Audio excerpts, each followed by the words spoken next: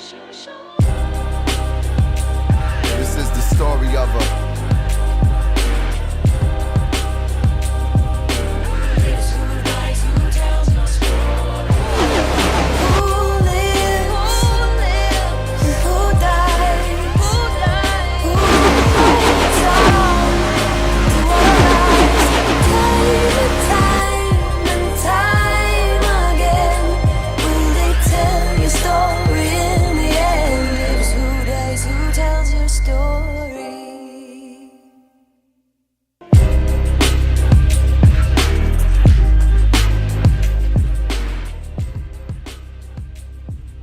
The chase for an inaugural championship steps into one of stock car racing's sacred grounds, boiling down to a test with physicality and a stare down with the lady in black that stands between 12 drivers and the semi-final round. We're live from the virtual Darlington Raceway. The KBueno Racing Network welcomes you to race number 20 and the cutoff race in the round of 12 in the 2025 Droppin the Hammah Cup Series. And as always, happy that you're joining us after a week off for Independence Day weekend. We return with flair here at one of America's most historic tracks in the NASCAR background, where alongside Francisco Bacchiao in the broadcast booth, I am Kenneth Bueno. And Francisco, after the stunner that was Bristol Motor Speedway, we head into another very difficult race. And this one comes with a big decision. 12 drivers will get into this race tonight. Only 8 drivers will advance. We've seen plenty of storylines. So far, the dominator, Lawson Peel, has been able to step forward, but everything else culminates into what will be a great eliminator race at one of the hardest tracks to drive. Yeah, happy to be back in the booth after our break for Independence Weekend, and it drops us in immediately to this cutoff race at the Lady in Black. This racetrack, notorious for being very difficult to drive, and the two different corners, 1 and 2 being so different than 3 and 4, and very narrow racetrack where side by side is very difficult enough, and even people will occasionally attempt the 3 wide moves. There you see the schedule, and all that's left after tonight is that round of 8, and before that finale to Homestead, which is Kansas, Talladega, and Atlanta, which namely those two at the end of that round, Talladega and Atlanta, super speedway races, which can play a big role as far as who can get in and who might get out of that playoff. So I think everybody, whoever advances here out of Kansas or out of Darlington, is looking particularly towards the Kansas Speedway as the race that they're going to try to make a big imprint on before going into those super speedway races. A lot of these races in the playoffs, Francisco, are all about setting up your destiny to move on to the next round, trying to find a way to win. You put Talladega and Echo Park Speedway in the same breath when you're talking about that semifinal round. I'd imagine a lot of drivers are saying, maybe not the super speedways. We're going to focus a lot on Kansas, that opening race of the next round coming your way next Sunday, and we're going to roll all the way 4 consecutive weeks, no off time from here on until the end of the season, when in August, mid-August, we'll crown a champion at the virtual Homestead Miami Speedway. So we're stepping into crunch time. Drivers are getting a little bit more nervous, and as we get into this Darlington race this evening, it means the pressure is definitely on, particularly those that sit below the cut line. Well, before we get into the details of the playoff picture, let's paint the picture as to what happened just 2 weeks ago, right before our 1-week Independence Day weekend break. And that was our last race at the Bristol Motor Speedway, the last great Coliseum. Great start at the front, great racing at the front as well early on. Alex Muscarella getting around Ross Harlow. The two Droppin the Hammah teammates would fight against each other. And then the first crucial crash of the race, Craig Parks, playoff driver, getting involved with Jeff Gilmore. He would later collect Brandon Banks, sending them both out of the race early on. Alex Muscarella crosses the line. That would be his first career stage victory of the season. And then trouble for the 3-time winner further behind. That is Stephen Maggio, Richard Swavely, Justin Erb among those getting slight damage on that crash down the straightaway. And then, Francisco, things really turned up heat-wise in the battle for the lead until Warren Kyle Keith getting turned around at the entry of the corner. That's Steven Stepien to the inside. But as things went all the way around, Stepien showing them who's boss, winning stage number 2 in this race. But it really came down to the long green flag run, all about saving tires, avoiding that dirty air, and yes, trying to defend against Lawson Peel, as here he was going for the lead, and Steven Stepien in chase. And there you see, it was Lawson Peel that was a big factor in that second half of the race towards that final stage. with Cedric Hunter in tow. These guys playing a huge role with their battles throughout the race, and Cedric Hunter tried to make a move, tried to keep it as clean as possible, but ultimately in the end it was not enough, and Peel hangs on and he takes his 8th win of the season. Still has plenty of opportunities left to get more than what he already has, Kenneth, but it goes to show just how dominant Lawson Peel has been throughout the entirety of the season. Never sets a qualifying lap, and yet is the most winningest driver this season. He has the chance to get number 9 at a track that's pretty difficult and one that he has been able to run well at in the past, as there's the current look at this playoff graph, and you see just how close that cut line is. Banks, Erb, and Hall all 3 points apart, and you can include Swavely in there, who's only 6 points behind, but you also look at those above the cut line. Really, Warren, Kyle Keith, and Muscarella are still having to look in their rearview mirror. They're going to need some good stage points runs since they're within 10 of Erb and the likes of those below the cut line. If you're Cedric Hunter and Stephen Harlow, what you're really looking at is just not have a terrible night. They can run top 10 all along this race, and they could probably get away with getting into the next round, but really Warren, Kyle Keith, Muscarella, Banks, Erb, Hall, Swavely, all of them have to get good amount of stage points, have good runs, and finish within the front of the field to have a chance at making it in this round.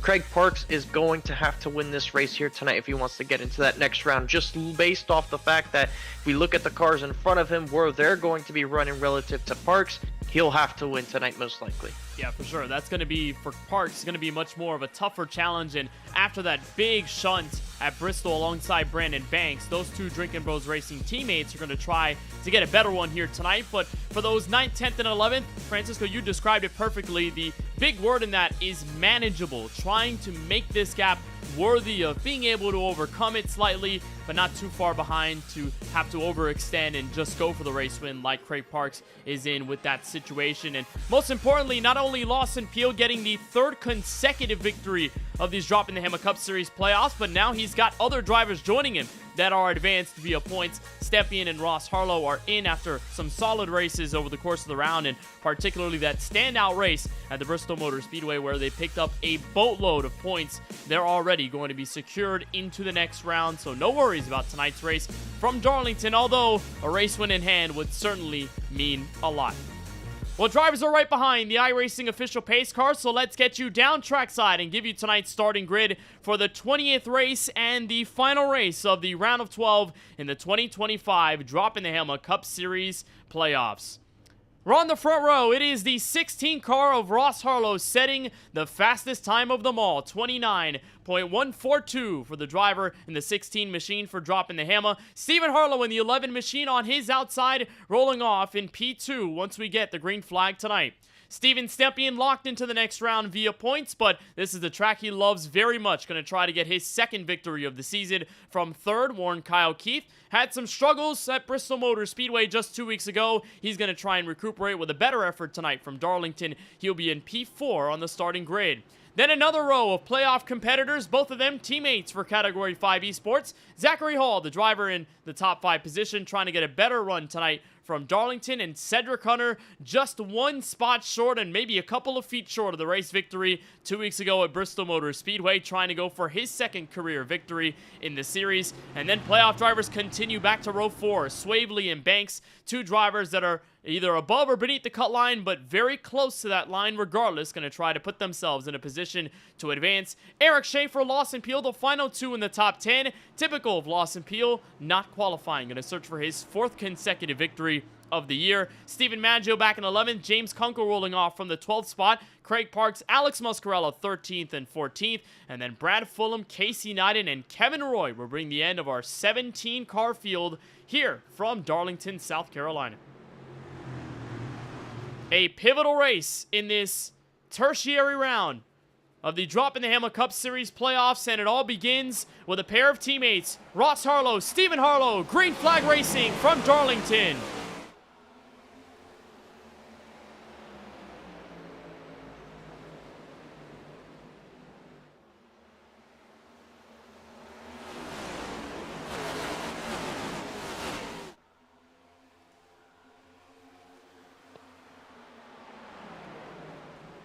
And it did not take long for most of the field to get single file. It's very tricky to go side by side here extensively. The first side by side battle goes to Brandon Banks and Richard Swavely, guys along that cut line for the 7th place position, as Swavely on the inside trying to see if he can make that pass work. He'll clear Banks going into turn number 2, and there's going to be a tricky corner all night long. You see already race leader Stephen Harlow rather, tagged the outside wall a little bit off of turn 2. That's going to be normal, and we're going to see that all night long. Turn 2, very tricky to stay on the bottom if trying to make a pass. It's tricky enough to go in there just by yourself, or you'll earn a famous Darlington stripe. That Darlington stripe is dangerous, although with these next-gen cars, you can take a bit of a beating and the car will be mostly okay, but play with fate a little bit too much and you get a bit too dangerous, car will most likely be taken out of the race. But so far, so good over the first several laps here at Darlington Raceway, and so far the Harlows in control. Steven and Ross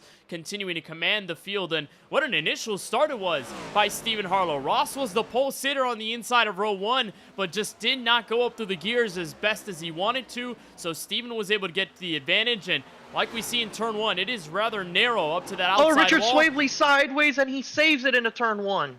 And there was trouble back there. He's in the wall, but he is okay for now. No yellow flag out. He will lose all of the track position, but a scary moment saved at the bell by Richard Swavely. Drops all the way back to 16th, though.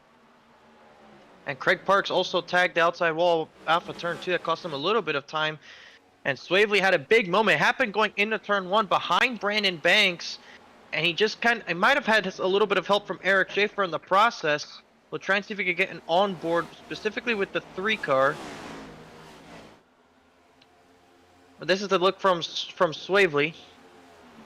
And he goes into turn 1, and he might have a little bit of help, as there was actually another incident further back. See cars going to the bottom. Yeah, right there. Looks like the 3 gets into the back of Swavely, sends him sideways, hangs on to it, but then a little bit of a correction and tags the outside wall.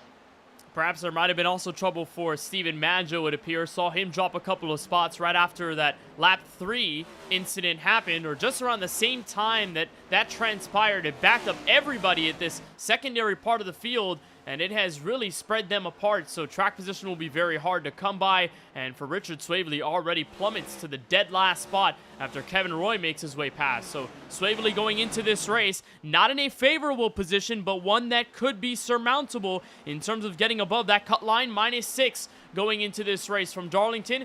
All of a sudden, he needs now either a caution flag to reset or just some good racing over the next several laps in these first few stages tonight to at least get some of those points, try to ravage the other drivers, and get back into a position where he can strike with a lot of confidence.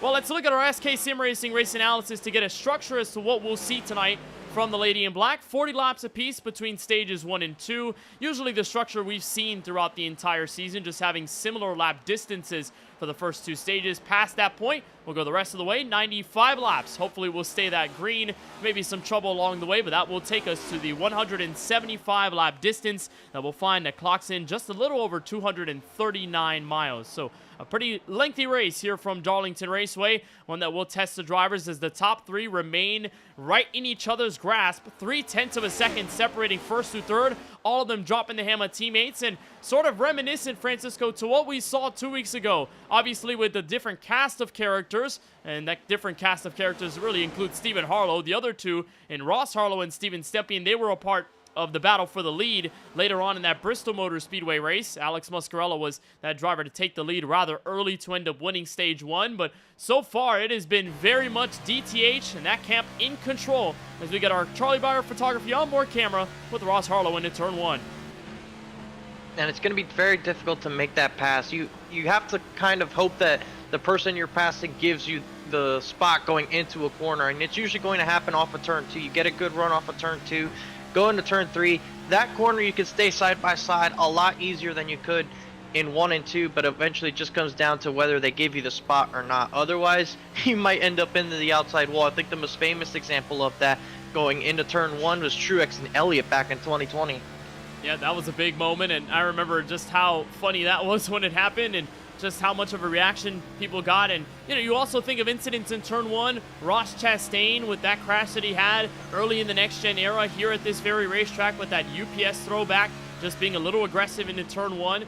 very interesting part of the racetrack where if you are side by side, you got to make a decision, and the race leader strikes the outside wall, slipped up loose in the middle of 3 and 4, was able to catch it off the outside barrier, but the race leader, who has commanded the field since the drop of the green flag, in early trouble. Doesn't appear like there's much damage on his Chevrolet. Yeah, all on his own. It just kind of went around on him and no contact. It's tough to say if that was aero packing because he was not that far in front of the 16. But you see right there, it just slowly comes around on him, and he was able to do a good job of hanging onto it. It tags the outside wall, so it might not have a lot of damage, but certainly lost a good amount of track position, and now he'll have to reset and more from trouble. 6th as Cedric Hunter goes around. And he's into the inside wall. He's able to save it. What a way to corral that race car. Cedric Hunter with an unbelievable save, and the driver who finished runner-up just 2 weeks ago at Bristol, trying to hang on to his playoff hopes and hang on to a car from absolute disaster.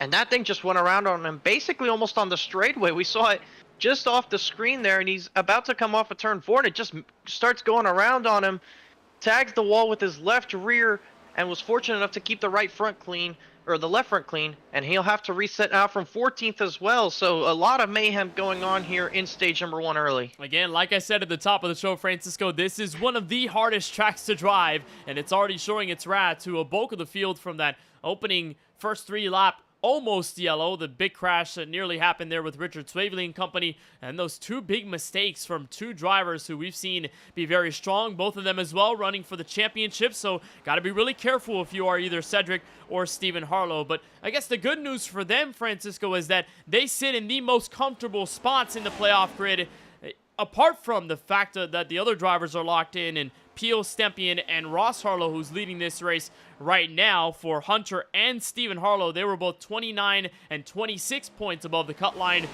4th and 5th in the playoff standings going into this race. So for certain, it's not necessarily game over. A mistake like that probably will not hamper their ability to move forward into the next round, but the last thing you really want to do is put your back up against the wall and kind of make it very close in an effort that maybe you'll need a clutch race at the end, or maybe there will need to be some sort of big heave in order to make the next round, which will start at Kansas next Sunday night. So for right now, the 2 drivers that were almost involved in 2 big crashes, Stephen Harlow and Cedric Hunter, they will recuperate. They will be back straight on the racetrack. There's Stephen Harlow back in P5. Cedric Hunter had the worst drop-off of them all, of course. P14 is where he'll sit after that near spin off of turn 4. They'll single file once again as Harlow strikes the outside wall, and here comes Brandon Banks in the charge for what could be a top 5 position.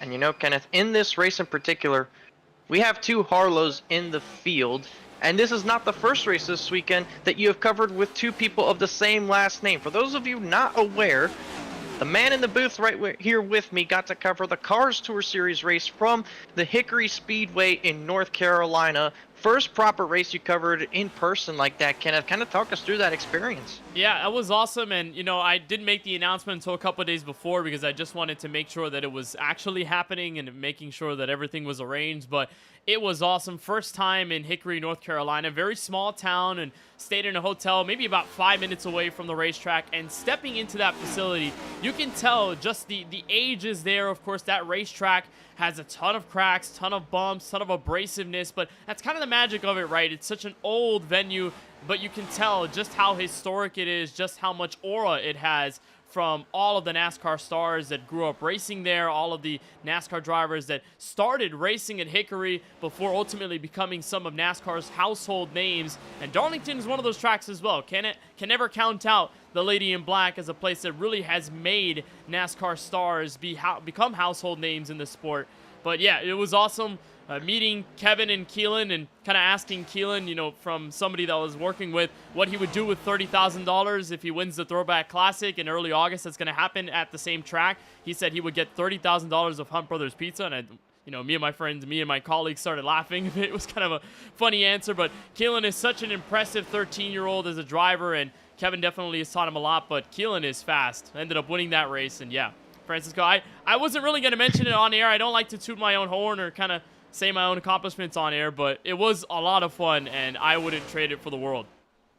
It's only fair that if you bring up everybody else's accomplishments that we in our all right bring up your own, because that was a huge moment for yourself, for your career, and I know everybody that's on the racetrack tonight was well aware of that, and they watched that show and they watched you do a good job alongside of Blake McCandless in that one. It was your first race also outside of the state of Florida, which Yeah. I'm pretty sure you probably were not expecting to say that your first race outside of Florida was going to be won by Keelan Harvick. You know, I also thought that if I was going to go to a racetrack outside of the state of Florida, it would be with you guys, it would be with you or Charlie or Keelan or a group of people, you know, a group of friends going out to another NASCAR Cup Series track, but going to a short track, a grassroots racing venue for the first time, I mean, that was so cool. It was a big culture shock because down here, you know, Francisco, you and I are just used to being around the Homestead Miami Speedway. That's the only track we have in the vicinity apart from Daytona, which is a mere of like 300 miles or more away from us up the state. But going to a local short track like that in Hickory and, you know, talking to some of the people and just seeing the vibe out there, it was really cool. As we got a good look with Steven Stempien, one of the league co-owners, and a very special scheme tonight. Of course, this is Darlington, so everyone's going to get into the throwback vibe, although we did have a throwback race earlier on this season. Not everyone is indulging in the throwback flair, but that doesn't mean that some of the drivers are not going to get into it and get a little fun with some of their paint schemes, and that does include Steven Stempien. This is a throwback, I believe. It looks similar enough to this Dale Earnhardt Jr. paint scheme, the Silver Bullet, I'm going to call it here. Back in the early 2000s, that was part of the COT days, and Francisco, a gorgeous paint scheme here for Stempien, who's a big Dale Earnhardt Jr. fan, and I think in our last throwback race also did a throwback to Dale Earnhardt Jr. on one of his old MLB All-Star Game or MLB schemes from the mid-2000s, early 2000s in the Gen 4 era. So another really cool scheme for Stempien as he rolls in the runner-up spot right now. Numerous paint schemes all up and down the field that are based off of throwbacks, including your race leader, which is running a Greg Biffle throwback, and that's I have a diecast of not the same year of that car. I have the 2013 version, but that is the 2012 version. He shared the paint scheme with us in the chat. That's the actual picture that he sent into the group earlier today, and that's the paint scheme he's running and leading with. And we knew Greg Biffle was always strong here at Darlington, always ran some really dominant races, so I think he's trying to follow in his footsteps. And Ross trying to achieve his second race victory of 2025, his first coming earlier on in the season at a short track that was New Hampshire Motor Speedway, where he had to hold off a charging Lawson Peel at the end. And while Harlow has been close, hasn't found that final puzzle piece yet in order to get that secondary race win, and I'm sure his teammate, couple car lengths behind in Steven Stempien, will also enjoy a second race victory, especially at a track where he calls very much familiar to him and one that is a big-time favorite. Love this throwback here to Greg Biffle. I don't think I've seen a 3M throwback either in recent memory or at all from drivers on iRacing. I almost immediately thought to one of those 2010-2011 schemes that was featured on the trailer for, I believe it was Inside Line, Francisco, or was NASCAR 2011 the Definitely game? 2011. Where Greg Biffle goes flipping across the straightaway Dover. at Dover, but it's that kind of similar-ish paint scheme. Not exactly the paint scheme that Greg Biffle ran, but or at least the one that Harlow is throwing back to tonight, but really good nod to one of the NASCAR Hall of Famers that Maggio and Schaefer making big contact off of turn 2, and they hang on to it, but big damage to the front of Schaefer's car. Maggio tagged the outside wall. The 97 had gotten sideways after making the pass, and both of them got some big damage on their cars. And there's heavy front and nose damage on the 3 car of Schaefer. Going to give up some time. Alex Muscarella may be in the vicinity to charge into turn 1, but he'll hold back the firing situation into the corner, wait up until turn 2. But there was indeed trouble between the two drivers, and probably not the first time we've seen them scuffle quite a bit, but that was coming off of turn 2 to the Boeing backstretch. So this is what happens between the two drivers. They're running side by side, entering turn 1. All good, business as usual until maybe right about here. Maggio checks up mid-corner. Schaefer deals in the bumper because he has nowhere else to go. And then off turn 2, Maggio's loose, overcorrects, and Schaefer in the middle of rolling up also gets a bit of that damage. And that's a big-time hit, Francisco, because on this next-gen car, if you get a dent like that on the front bumper of the race car, you know, either it could be engine damage or the handling will go away in a moment's notice. And Schaefer dropping 1, maybe dropping 2 here with Cedric Hunter in the background. Yeah, I don't think that was anything crazy on either one of them's part, but certainly not going to help Schaefer feel any better about it. He's got some big front-end damage on his race car, and it's going to cost him some time here. So He's going to try to see how he can recover from this when we have the caution in about 10 laps for the end of the first stage. And right now, race leader Ross Harlow still has a good gap. And on this long run, Zachary Hall has made a good imprint onto the front of the field. As you see there goes the 4500 now going by. But there's Zachary Hall now closing the gap on Stempien for second. And Hall's been running quicker lap times than your race leader. And he is slowly but surely closing the gap up, and now it's going to be about, can he make the pass? And from having been at Darlington, Kenneth, I can tell you it takes about so long for someone to properly set up a pass and make it happen that it's not necessarily a given that even though he's running quicker lap times that he'll get around Stempien, but certainly going to be very difficult for him to even catch up to Ross Harlow and make the pass for this stage when he's got 8 laps to make it happen. And Hall needs a race like this, especially after what's been the shakiest playoff round so far for the Newport, North Carolina native, who has been very close to winning many races so far this year, but still hasn't been able to capture that first, unlike his teammate Hunter, who picked up his first career victory at Charlotte Motor Speedway to kick off the playoffs. Here comes Hall, dive to the inside in turn 3. I don't think Stempien is going to offer too much resistance on this pass for second. Hall is loose, though, trying to save his car in the middle of turn 4. Stempien nearly about had a moment to grab Hall and bring him back in the battle to turn 1, but Hall will take up the runner-up spot and be the first Toyota inside the top 3 all race long after 34 green flag laps. And now Warren Kyle Keith is starting to emerge, so is Stephen Harlow. So even after the mistake, car number 11 is going to start to put himself in the conversation. Remember, all of those guys in the top 10 will get playoff points or just normal points. The playoff points going to the stage winner, but normal points going to everybody up until 10th place, which is currently held on to by the secondary Category 5 esports driver of Cedric Hunter. And that point back to Zachary Hall. Last 2 races, a 9th place effort at Bristol, and then an 11th place effort at the race before that to kick off this round of 12 at the virtual Texas Motor Speedway. But prior to that, first 3 races of the playoffs, 3rd, 2nd, and 2nd between a road course and several different other racetracks in Charlotte and Indianapolis Motor Speedway. And that Indy race that very well could have been Hall's had a chance to win side by side at the Yard of Bricks with Steven Maggio, who would become the eventual winner at the Checkered Flag. But Hall desperately needs a race to get very much above that cut line, stay safe.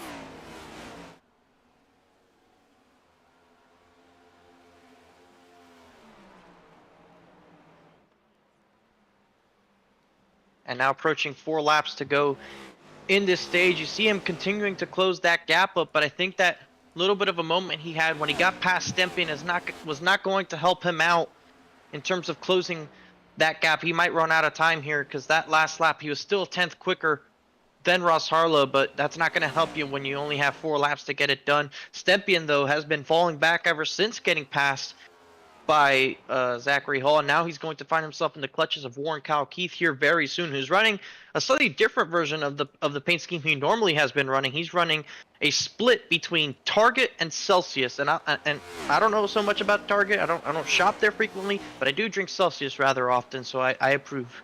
And this might be, Francisco, a mix between both of our interests, because I'm a big Target fan. I love going to Target every now and then. I haven't been to a Target in a little bit, I'll be honest, but I do love going to Target, so I guess a good mix of Target and Celsius. And you're going to like the other car who has the same font of number as Warren Kyle Keith. Kevin Roy, who was all the way back in 17th. He's now 24 laps down. It appears he found trouble. He's got Celsius also on the rear bumper of his car. He also has a mostly dominated Target scheme. We're going to try and figure out what happened to Kevin Roy to put him in trouble, but he is still dead last. Now 25 laps down and counting as we'll step into the final lap of stage number 1 here from Darlington without a single caution flag across the speedway yet. And despite Zachary Hall trying to best Ross Harlow over the last several laps, he's starting to plateau and now even out with the race leader, so no proper gain. White flag here in stage 1.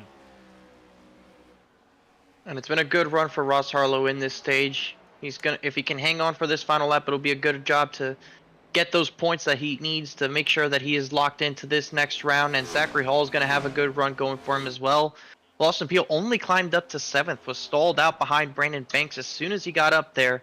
And ever since, on the long run, he actually started falling back and losing time to Banks. We'll see what he does in stage number 2, but it's going to be another stage win this season for Ross Harlow. He gets the stage 1 victory over Zachary Hall, with Stempien coming away in the 3rd spot. Stephen Harlow ends up in 5th, and you have to go all the way back to 10th place Alex Muscarella right there, who hangs on in a very tight effort with Eric Schaefer to take away the final stage point spot that 48 desperately needs. You know, Cedric Hunter was in that spot to gain that one singular point, moved up to 9th, and a lot of damaged race cars at the back end of this top 15. And Alex Muscarella gets that 1 point, while Ross Harlow, the teammate, will enjoy his 4th career stage victory of the season. As he'll come across the start-finish line, he'll pick up the iRacing official pace car after our first yellow flag of the night. Even though we did have several close calls between Cedric Hunter, Stephen Harlow, Eric Schaefer, and Stephen Maggio, and the list continues. And here the field will slow down behind the 16 machine as he will try to parlay that into a race victory. And of course, Ross, as we mentioned in the storylines before tonight's race dropped green, we did notice that Ross and his teammate Steven Stempien are locked in to the next round that starts at Kansas next Sunday night. So no real situation for Harlow to be desperate. Not a situation for him to try and get the race win because he needs one. But this seems to be, he's got a strong race car. He's got a very strong racecraft here. So why not try to go for a race victory that gives you a bit of momentum? And also, Francisco breaks the streak that Lawson Peel has going for him right now. 3 consecutive race victories, something that we have never seen before all season long. 8 career victories this season. So I'm sure Harlow and basically everybody else in this field is going to try to put an end to that as the field hits wholesale service for pit road for the first time. I think the biggest thing everyone is looking forward to is the win, not just for the sake of winning a race, as Stempien overshot his pit stall a little bit, but you carry the points from this round and this round only into the following round. So if you can have any points to your name before you enter Kansas, knowing that you have 2 super speedway races, it'll be huge as Ross Harlow wins the race off of pit road. Warren Keith comes away 3rd as there was 3 wide for the 4th spot. Looks like Lawson Peel is able to edge out ahead of Brandon Banks and Steven Stempien for that position. So good stop by the 9. And for Lawson Peel, didn't have to work as hard to move up through the field, especially through this opening stage of the race. Of course, the lower car count with only 17 machines in this race means that with him not qualifying, he only had to start 10th. So not as many cars to work through apart from some of the earlier races in the season in which we had pretty substantial car counts, and he would not qualify and be beneath the top 20, have to work his way, cut his teeth through the field. But Lawson's going to be in P4. His teammate Brandon Banks, who really does need a solid one tonight after being taken out early in that Bristol race after a bit of miscommunication with his teammate Craig Parks, who spun around to bring out the first on-track yellow of that event and then came rolling down the banking as Banks was coming by and basically T-boned the 17 car, and it killed Brandon Banks' attempt at getting back into the race. Car was destroyed. He had to put it behind the wall and into the garage, and Brandon Banks comes into tonight's race just a pair of points ahead of the driver holding on to the first spot out in Justin Erb, who unfortunately does not seem to be in this race this evening. So we'll double them up for the green flag restart. Ross Harlow in control of the field. He would choose the outside lane. I'm sure going to take some notes after the lesson learned after that bit of a hiccup in the initial start of that race that gave his brother Stephen Harlow the race lead. And Zachary Hall will face the inside. Lawson Peel, Warren Keith going to be on the inside and outside of the second row. Steven Stempien and Brandon Banks going to be 5th and 6th when we get back to the green flag. Well, pretty clean race here from the Lady in Black so far as the sun continues to set. Maybe a visibility problem, particularly down that Boeing backstretch. Field takes the green flag for the second time this evening. Ross Harlow and Zachary Hall lead him to the green flag. Great jump by Harlow. Lawson Peel in the fight for second to turn 1.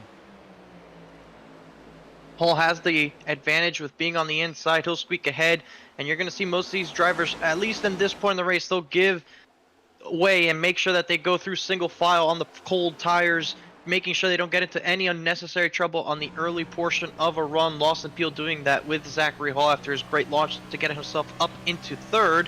As you look back, Warren Keith settles into 4th with Stempien up to 5th. Now Banks down to 6th. And we're all good and clean on this first restart. Everybody throughout this field now single file every single spot as they come off of turn number 2 and go to my favorite straightaway in all of NASCAR. The Boeing backstretch, I've said that name a couple of times, and I pretty much have done it on purpose, as here comes Zachary Hall. Nose feinting the inside lane, trying to make Harlow flinch in the battle for the lead. Hall is there, getting his nose to the inside of the 16 Chevrolet. First proper battle for the lead to turn 1. And he backs out. It's just not the spot to really make the move. He had a run and had to take it, but it was just never really going to be a proper move for the top spot. Maybe get the 16 into an error, but it's going to be very difficult for someone to make the move into turn 1, and it usually results in contact one way or another, and he definitely didn't want to do that. Certainly for himself, but definitely didn't want to put the 16 in a bad enough spot. You see Harlow loose off of turn 2. Hall gets another good run, but this time he decides to wait with it and hope that he can do the same thing but off of turn 2. You stand a fighter's chance into turn 3 if you're able to have that kind of side-by-side run. I'm talking to a lot of drivers across the iRacing service and their overall reactions of the next-gen update. One thing that they have kept in mind since this car changed from the recent iRacing build is that now clean air, of course, matters more than it ever did. Although dirty air was a thing before the update, it has become much more exacerbated post-build. And so the thing that a lot of drivers tend to keep in mind is you get a bit of clean air by running a slightly different lane by a couple of inches, maybe a bit more than that, and that could really trajectory change the way that car handles in the middle of the corner. And that was a good example of that in 3 and 4 a couple of laps ago that helped Hall get within a less than a car length of the race leader, as here comes Lawson Peele to the inside, just going up high, getting a bit of that clean air up top, and then trying to arc the car down low, mash the throttle as early as possible. It helped Hall there a couple of laps ago, helps him stave off Lawson Peele this time around, coming back to turn 1. 1, 2, 3, all separated still by only 0.4 of a second. And you see him able to hold off the 9 car using that outside lane, which in 3 and 4 is just able to provide so much of a better run through the center and exit than compared to somebody who's running the bottom. But you can certainly use the bottom to your advantage, certainly when single file. You don't want to necessarily run too hard, get up into the wall, and get yourself unnecessary damage. It feels like, though, Darlington and Kansas, Kenneth, that the walls tend to feel a lot more like glue once you get in them, because it's so difficult to get off the wall once you're in it. Yeah, and these corners very different in turns 1 and 2 in comparison to 3 and 4. That banking in turns 1 and 2 at 25 degrees, and then a sharper radius in 3 and 4. You got to slow down much more, and that banking is just a tad less at 23 degrees. And then you got these 6 degrees on the straight. But you're right, anytime you get into this Darlington wall, it's very hard to get off of it. And it depends on the race car. The next gen is just a bit easier to get off the wall in comparison to some of the more twisted bodies of the Gen 4 era. But for the most part, this wall is dangerous. Does not like to have cars right up against it. And for right now, everyone is still trying to stave off the pressure from behind and stave off the pressure from Darlington Raceway as a racetrack as a whole. But we're watching this top 6, all of them within at least a second and 1/10. That's Brandon Banks at paulscars.com Chevrolet at the very back end of this picture, just trying to follow in tracks of Steven Stempien and Warren Kyle Keith, that possible building battle that we could watch here for positions inside the top 5. That's 4th and 5th. That could be up for auction depending on the situation here. So, frankly, a closer initial run off the restart, Francisco, than what we saw off of lap 1. Obviously, the scares from Stephen Harlow and Cedric Hunter may have made everybody a bit more nervous on their approaches through the corners, but for the most part here, top 6, very comfortable, running still within close range. Still close, but it's still early in this run. Still plenty of opportunities for tire wear to be pronounced and show itself. We saw Stempien towards the final 10 or 15 really start to go away in that run. We'll see how long it takes for other drivers with this new run. Now they had a long run under them in that previous stage to kind of get a good idea. There's Peele with a great run through turns 3 and 4, gets to the back bumper, peaks to the inside. Both of them have a run on your race leader, but it forces Peele into an opportunity to make the pass in turn 1. You see him clip the apron, and that's just not going to help the momentum. Look how much they lose to Ross Harlow there. And now who backs out of this one? Neither one of them do, but look how much momentum they both lose off the corner. Peele trying to get away from the side draft. Ross Harlow opens up the lead. Peele drives it into clear. Hall, he'll do that, and he'll move up into second, but Hall might try the crossover as theirs. Warren Kyle Keith at the same time under fire from Steven Stempien as Hall tries to make the comeback. You can tell that Peele wanted to make that pass happen very quickly, or else Warren Kyle Keith would have been right in their tire tracks trying to take away not only third, but possibly a 2-for-1 to step into the runner-up spot for the first time all night long. Peel makes the move, race high second, as Warren Kyle Keith holds on to that top 4 spot. Stempien not making that strike just yet as they come through 3 and 4, but they are slowly inviting more cars into the mix. Remember how I mentioned that the top 6 were separated by a second and a tenth? Now it's down to 9 car lengths, 9/10 of a second, and Cedric Hunter and Stephen Harlow, 2 strong drivers who found near disaster in the opening stage of this race. They're starting to pick up the pace, and they're starting to catch up. And Zachary Hall had a big moment off of turn 2, lost a little bit of momentum. Lets Warren Kyle Keith close the gap up and get himself into a potential battle for that 3rd spot. Keith been winding up that outside lane to get some kind of momentum on the straightaways. And Peel, slowly but surely, is starting to chip into that race leader's gap. They ran identical laps that previous time, but Peel is going to make sure he gets into a fight for that race lead and try to take that clean air away. That's the goal. You want to get out in front and be in the best position to control this race. And you see everybody else fighting still for those points. Down the order, Steven Maggio is down in 11th. Didn't have that great of a restart, and he's lost a couple of spots here, and he sits in a battle with James Kunkel for that 10th spot.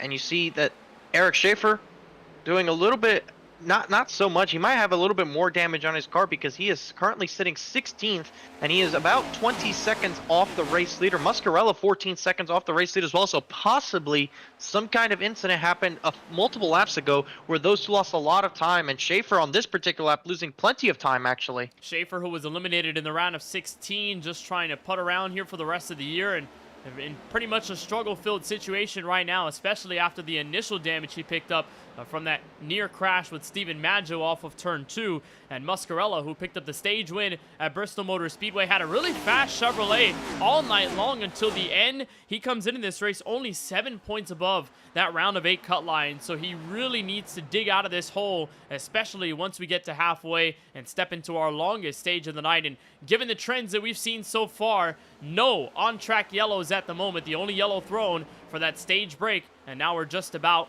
20 laps away from the end of the second stage that'll come around at lap number 80, as Lawson Peel has found his way close enough to the race leader to make him feel a bit of that heat from the rear view mirror. Lawson Peel is there. Hiccup though in turn 2 will separate the 2 cars by at least a pair of car lengths, and the 9 car will try and reset here in turns 3 and 4. Harlow will wrap the bottom of the racetrack, but not enough to hold off the 9 machine. The Napa Auto Care Chevrolet is there heading to turn 1. It's going to be a tough pass for Lawson here. It's just going to be very difficult to get by the race leader who has the advantage, has the line. Not impossible, but this is the first time tonight that we see a proper battle for the lead, and it's going to be important to note that that's his teammate that's just in front of the race leader. That's Eric Schaefer, who's close to being put a lap down in this one. Peel gets a great run through turn 4, peeks to the inside. Can he make the pass into turn 1? He only has his nose in there. That could be enough to allow the 16 to leave the space, but as you see, Peel has to back out of that one into the entry, just unable to really keep it in there with any kind of momentum. Otherwise, they make contact and possibly end up into the outside wall. You don't want to do that still this early, but Peel clearly has been better than some of these drivers through the center and exit of 3 and 4. You see him get side by side once again.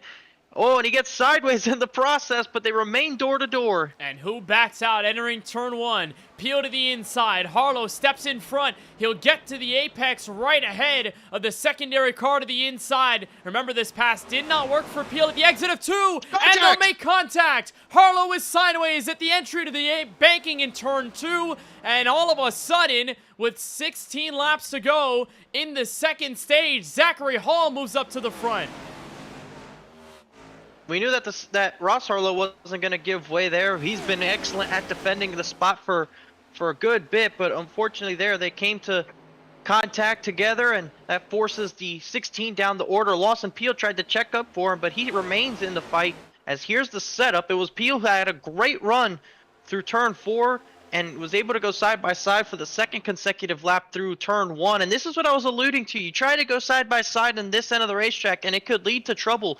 Peel drifts up, trying to see if he can force a little bit of an arrow pack and he misses the bottom. You see him nearly a lane and a half off the bottom, and the 16 has nowhere else to go. He's going to end up in the outside wall. He actually hit it in the process, and that forces him to go around. So nothing that Ross Harlow can do there. And that when they're that close to each other on such a narrow racetrack, you're counting on each other to be on either extreme of where you can be, and if you're not, there's contact. And that's such a risky place as well, Francisco, to make a side-by-side move happen in turn 2.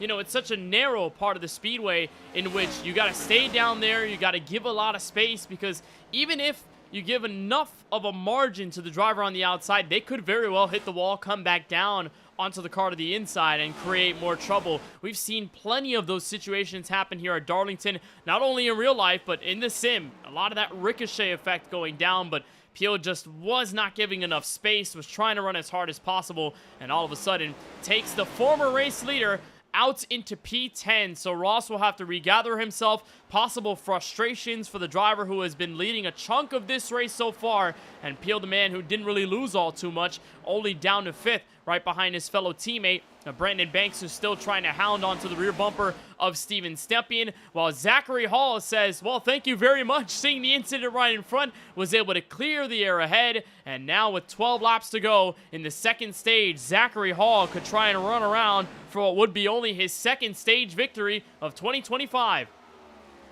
That's sometimes when letting someone go and letting them battle and do the hard work can actually benefit you, which is why I'm surprised we don't see it late in the race when if there's a driver in second and the one in third is so much faster and can possibly contend with the leader. Sometimes it's better saying, hey, you're faster, here you go, you two battle, and if something happens, I'll be right here ready to pounce, and that's exactly what happened to the 23. A very patient eye that Hall had watching the two leaders go at it, scrap for the top spot. Ultimately, they cleared the space, and Hall eventually got ahead in the aftermath, and he's now up front by half a second over Warren Kyle. Keith stepped into his best place of the race, the St. Augustine, Florida native, and the associate member working at Discount Tire. We've talked to him a couple of times after the races. Obviously has expressed his frustrations in certain events that he feels could have gone better, but ends up sour. Hopefully tonight could be the turnaround, maybe a chance at the first win for Keith as he watches Steven Stepien and Brandon Banks now go at it for third place right behind. What a entryway through turns 3 and 4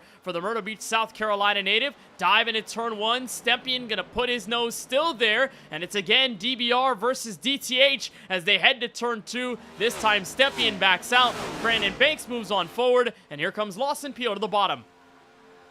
And I think Stepien backed out knowing what happened with Peel and Harlow and didn't want to be in Harlow's situation there in that battle, but unfortunately in the process it allowed Peel to get in front of him. So that's really the other question you have, is if you're in that battle and there's cars behind you, as Schaefer finds himself in trouble once again. He's had about 2 or 3 times he's lost the car off of turn 4. He's now been put a lap down in this race, or yes, 1 lap down.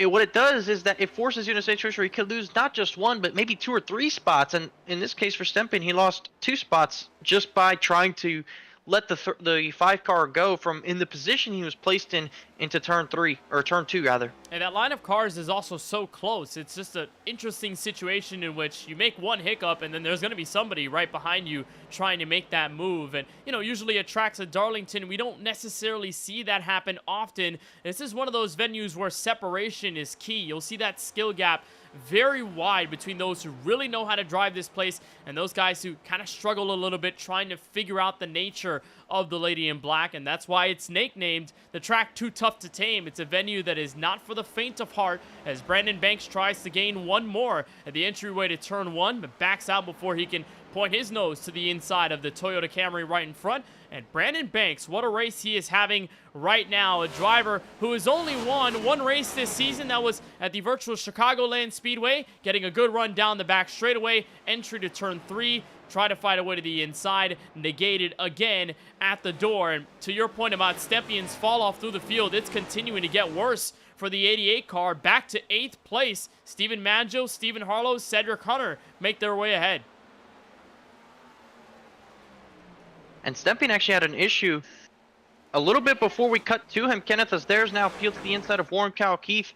Stepien had gotten sideways. He got air packed by Cedric Hunter, and that got him loose all the way through turns 1 and 2, and ultimately cost him multiple positions, as now Maggio and Harlow battle for position further back as well. But here's the look on what happened as Peel takes away third.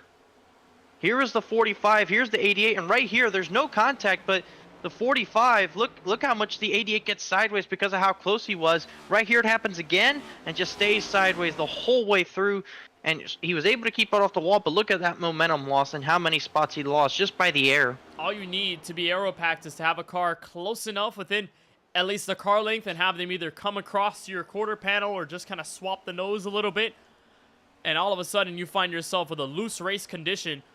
And Verstappen did a great job at hanging on to his Chevrolet primarily, but the secondary situation makes him lose a couple of more spots, and with that hiccup up the road from his teammate Stephen Harlow may just allow Stepien to gain one more. Another huge slap to the outside barrier. This is not going to help Stephen Harlow at all. Stepien remains right in the tire tracks behind as the battle for P4 is going to build up. Cedric Hunter to the inside of Warren Kyle Keith, and that Celsius Targa Toyota Camry is starting to feel the brunt of the tire wear with 3 laps to go in stage 2. And no real imprints at the front of the field. Zachary Hall continues to pull away from Brandon Banks as Peel slowly closes in the gap on Banks. As there's going to be 2 battles on the racetrack. There's Hunter looking to the inside once again, going into turn number 3. 78 runs that outer lane that he has been making work, and you see just behind these two is Stephen Maggio, who's been very patient tonight, trying to claw his way into this battle within the top 5, and now they're properly side by side going into 1, and Hunter clears the 78, who probably wasn't trying to fight that too hard, into turn 1, and now the 45 moves his way back up into the 4th spot as it looks like Stephen Harlow tags the wall again, but the 45, you got to remember, on that recovery drive after the earlier issues. Trying to find the balance on the pedestal, because if you try to fight too hard with the driver, that pedestal is going to knock on over and you're going to be outside of the top 5 before you even know it. So Keith is going to be patient. He's going to wave back for now and going to let Cedric Hunter move on forward. Oh, contact with the leader, and that's Muscarella. And Muscarella, the lap car, was right in front. Hall made the contact. They both save it and will allow Brandon Banks to get within reaching distance. They'll separate again coming to turn 3, but near drama. On the final lap of the stage, Zachary Hall will turn around to 3 and 4. He'll stay ahead, and for the 2nd time this season, Zachary Hall is a stage winner.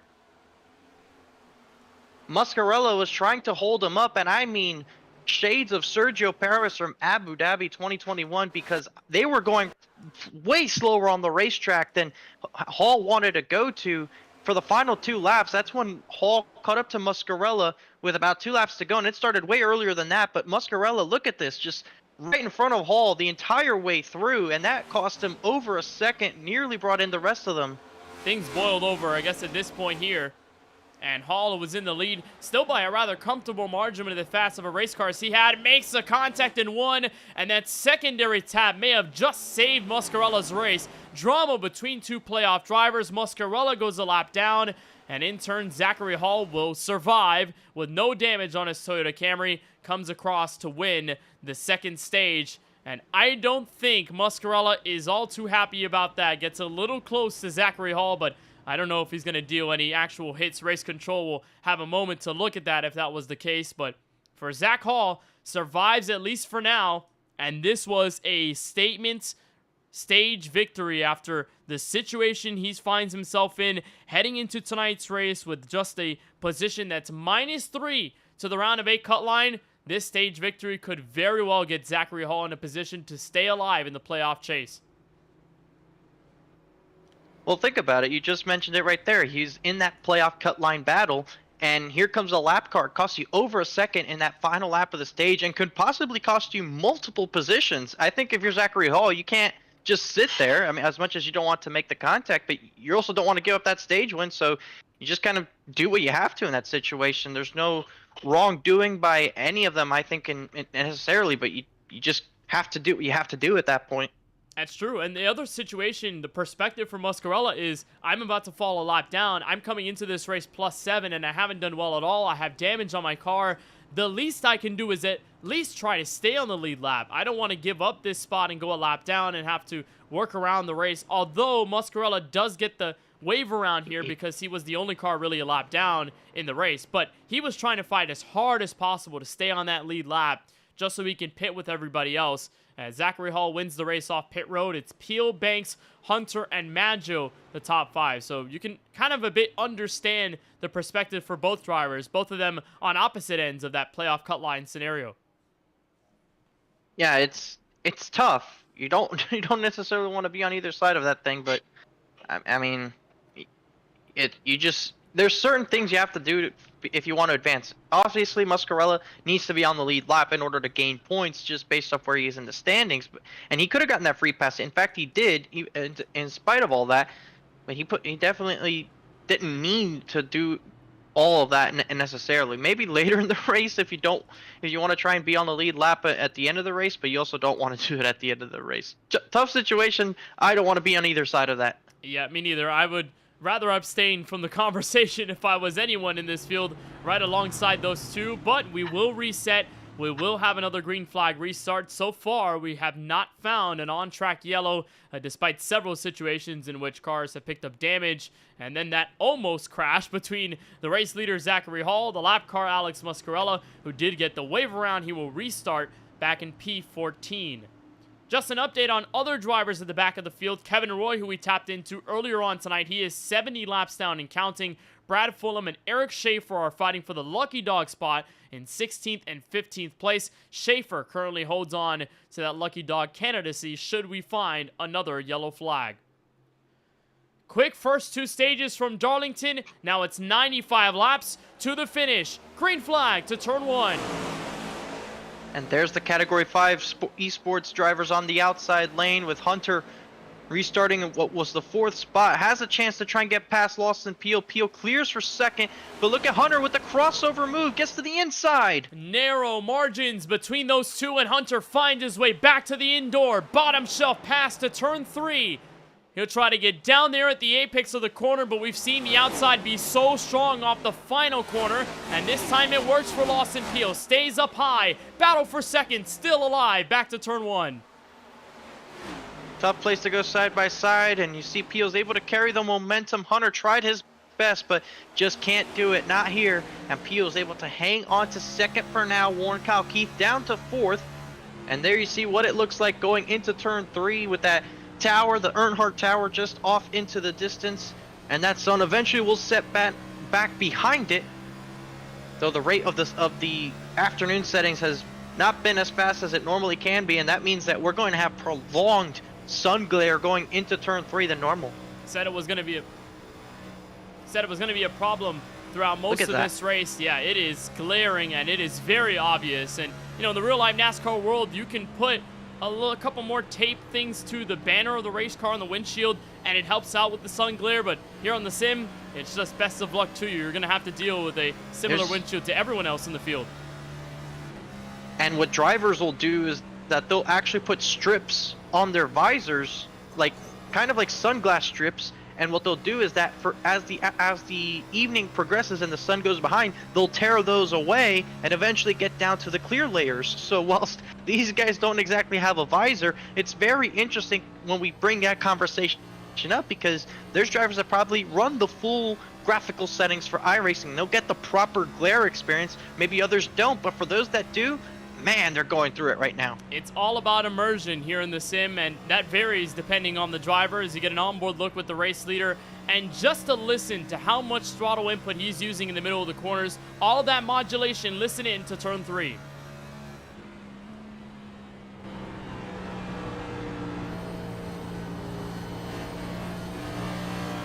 And if you think that's a lot of work, you got to check in about 20 laps or so. When the tire wear is very much high, and that was a big point of conversation post update on the sim with these next gen cars. The tire wear is much worse than it ever used to be, and while the drivers aren't really talking about a lot of time fall off, they are talking about overall tire fall off. So if we go long enough on a green flag run, perhaps we could end up in a situation where drivers are near or fully blowing Goodyear Eagles. Hopefully that's not the case, but we have seen almost similar situations in other leagues at various different tracks, and Darlington is a very much known racetrack to wear out the Goodyear Eagles faster than a lot of the others, as there's a big hiccup there from Warren Kyle Keith. Holds on to what's going to be 4th right now, but the auction is starting to come away and come live. Brandon Banks, Steven Maggio, Steven Stepien, all within a couple car lengths back to turn 3.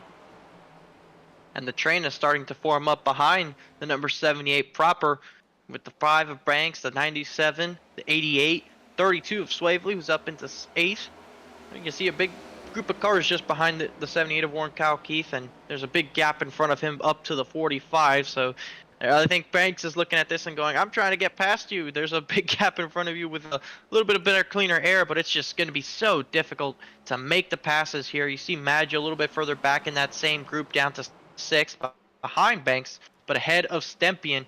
And all of them are really running this bottom lane in turns 3 and 4 especially. So it kind of just, when you consider the fact that 1 and 2 is mostly one lane as far as how you want to run, 3 and 4 has a little bit more options to it. If you're all running the same lane on the one part of the racetrack that you can run different lanes, yeah, it's going to remain this way for a while. It probably will, but I believe, Francisco, it's all in the effort to save the tires. They understand this is the longest green flag stretch of the race, and depending on the trends that we've seen this evening with no on-track yellows, everyone's kind of thinking, save the tires, avoid any big mistakes in the middle of traffic, and you should be okay, because like I mentioned, if you push the tires too hard, you may end up blowing a right rear tire, a right front tire. You may end up blowing one of those Goodyear Eagles if we end up going long enough on a run, but that's a big if, depending on how this race goes until the end. We're looking at that Steven Maggio car, who has not finished a race outside of the top 10 in his young but successful Droppin the Hammah Cup Series campaign, making his 8th career DTH Cup Series start, and that includes 3 race victories, most recently coming in early June at the virtual Indianapolis Motor Speedway. That was a thriller all the way to the start-finish line, with the man who's leading this race right now in Zachary Hall coming up just 1 spot short after charging to Maggio's rear bumper and making it a proper race off the final corner, charging down the straightaway to the yard of bricks. So Maggio just trying to get another one of those race victories before the year is all said and done. And at Bristol, started in 15th, kind of a struggle-filled night where he went for a spill. Didn't really have the best handling race car, but still survived the melee to end up in 5th during one of the longest green flag runs of the night. And so far, shaping up to be another top 10 effort for the young driver out of Cairo, New York, who made a statement in his rookie season of the 4Wide Racing TJ's Team Series, made it all the way to the Championship 5 at Homestead in Miami, and trying now to hold off the co-owner of the league in this series in Steven Stepien. And he'll have an opportunity at Homestead within the month to try and make that happen. The Slide Job Series, him running that series, and now Homestead's the championship in that series. So Homestead is definitely a track he's looking to improve at, and he'll have an opportunity to learn what he did in 4Wide, which he ran well in, and he says he's not that good at that racetrack. He'll have definitely plenty of opportunities to work at Homestead, but certainly you look at 4Wide, soon enough we'll be back.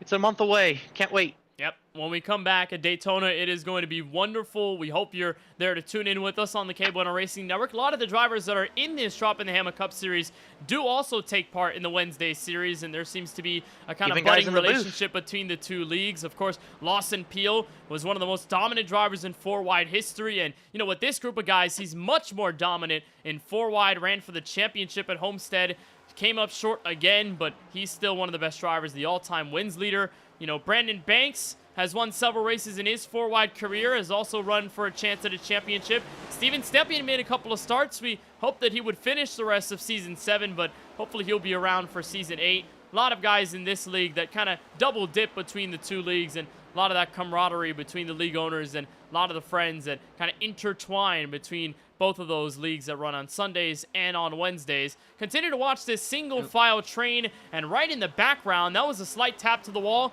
for the baby metal Toyota Camry. That's Richard Swavely driving his number 32 car, the man who runs -6 in the playoff standings going into this final race of the round of 12, trying to hold on right in front of the man who led so many laps until the contact with Lawson Peel and Ross Harlow.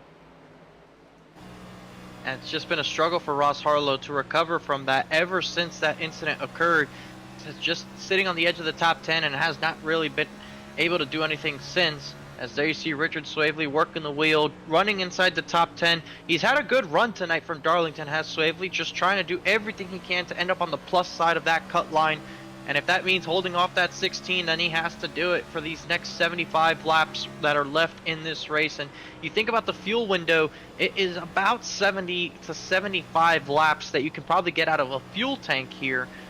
But tires probably are going to mean a lot more just from the grip levels that they provide. And we could most likely see a split in the strategies. We could probably see a lot of the people try and go right down the middle, go even on each run. We might see some guys possibly try to go later, save the freshness of the tires for the second portion of the race, and try and go longer on the first stint to give themselves an opportunity, as there's Swavely, who got the wall in turn 4, lets the 16 go by in the process, and invites the other Harlow into a battle with Stephen Harlow a little bit further back. And Swavely picked up his second best finish of the season just 2 weeks ago at the virtual Bristol Motor Speedway. Nothing has yet topped his second place finish that happened at Las Vegas in early February. That was at the very beginning of the year, but several top 10s, many of them to note for Swavely, and survived the craziness of that Bristol race, especially at the end, and just trying to hold on and survive to make it to the round of 8.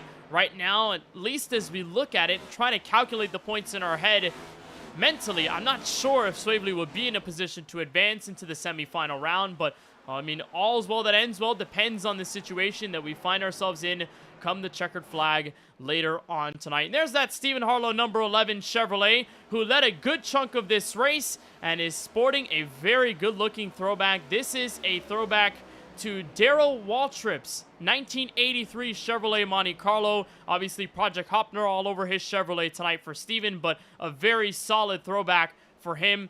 And now we get a good look at it. This is him racing the Wrangler 15 car, and this is a great-looking shot. I believe this may have been actually a Darlington. Not entirely sure, but that's that old Pepsi car that Darrell Waltrip used to run that Stephen Harlow's paying tribute to tonight.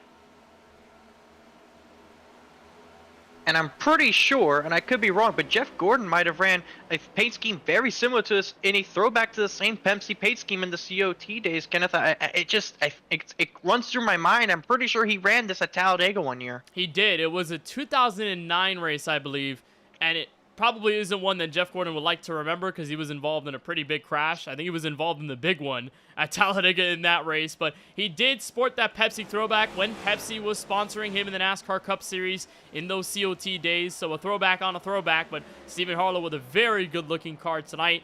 And ever since that spill in the opening stage of the race, we haven't seen Stephen in proper form yet. Obviously, still a lot could change in this race, but for right now, it really hasn't been the note that Stephen Harlow wants to sing. Still working on Richard Swavely for what's going to be just an entryway into the top 9 into 3 and 4. Lots of work that Stephen Harlow needs to do, and same for his brother Ross if they want to put themselves in position to win. Quick slip up by Swavely makes Stephen Harlow move on by, and that's 9th.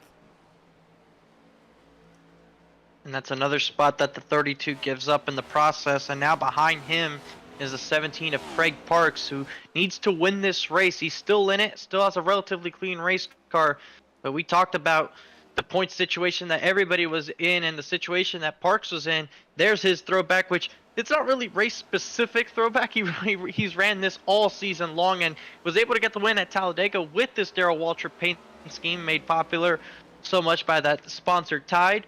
But Parks needs another race win here tonight if he wants to make it into that round of 8, no doubt. Double of Darrell here between the Tide car and that Pepsi throwback between Stephen Harlow and Craig Parks. Really cool to see. But you're right, we see this scheme basically every single race for Craig Parks. It was the magic that got him to the win at Talladega Super Speedway earlier on this year. But he's the man behind the biggest deficit amongst them all in the playoff group. And Parks has gone this far. Very impressive for a driver who's maintained a lot in that group with DBR as he runs into P11 trying to chase down Richard Swavely at the moment. Still no success. We'll keep an eye on that battle as it develops. So watch here for 5th place. Brandon Banks, Steven Maggio within a 10. I was going to say, we've talked about 2 Waltrip throwbacks, and the real question is, when is Lawson Peel going to run a Darrell Waltrip throwback? We talk about the Jaws theme with him, and Darrell Waltrip had the Jaws nickname to him. What is that going to happen? I'm asking the real questions here. I have no idea. I mean, you are asking the hard-hitting questions right now. But I did see you send a Chase Elliott paint scheme for what was a Napa anniversary scheme. It was black and gold. I don't know if you were trying to go wink, wink and hint at a different change of paint That's scheme for absolutely Lawson. what I was doing. He's deciding to stick with what's worked for him so far. It's brought him to 8 race victories, so try not to fix what is already not broken in the case for Peel. It would be nice to see him run something different. I mean, he reacted to the post and he loved to see it. So maybe we'll see it in the future in some other form or fashion. I'm definitely interested in seeing what his season 8 4-wide paint scheme will be. He runs a different paint scheme every season that he's ran so far, and that's the one I can't wait to see. And here's Steven Madge, who finally got past Brandon Banks and moving up to 5th. Can't wait for that to start up in the month of August. August is so good, man. We're going to have college football back. We're going to have NFL preseason back. We get 4-wide back. I turned 23. I'm an unk now. Bring on August. Hey, the Jordan year is a magical one. But, you know, sometimes they say your knees go away, but I hope that's not the case.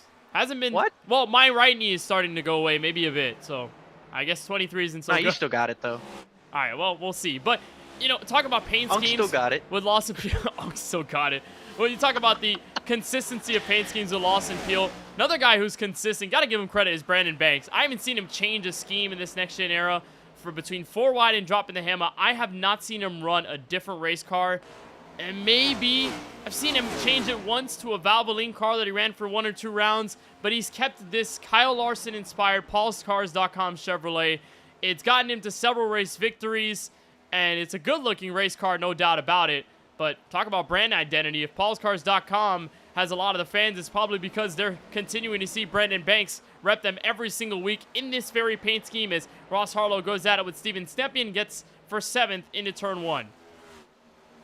Yeah, he's in a Harlow sandwich right now with Ross in front and Steven behind.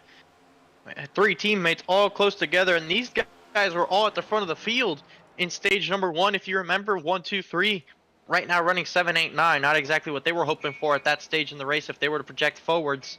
They still got plenty of time to try and make something happen of this race, as Zachary Hall has a 1.3 second lead on the now second place runner of Cedric Hunter, who got past Lawson Peel. I think Lawson might have had a little bit of a hiccup a couple laps ago, because now that 9 car's down to 3rd and is slowly getting caught by the drivers behind him, including Warren Kalkeith. There's now the 11 getting past Steven Stepien. Stepien seeming to be struggling on the old set of Goodyear Eagles. Sort of similar to what happened at the later end of the second stage, right before he had that aero packing situation that got him loose and cost him more positions. But the front grip particularly was starting to fall away for Stepien, the Methuen, Massachusetts native who works at a Chevrolet dealership on his time, not running on iRacing in this Droppin' the Hammah Cup Series. And still struggling here off turn 2 near tap of the outside wall. And Stephen Harlow, his teammate, will pull away. How about round 2 of the Muscarella versus Hall show? This was fireworks at the end of the second stage. And now Muscarella is going to put up the fight to the race leader again.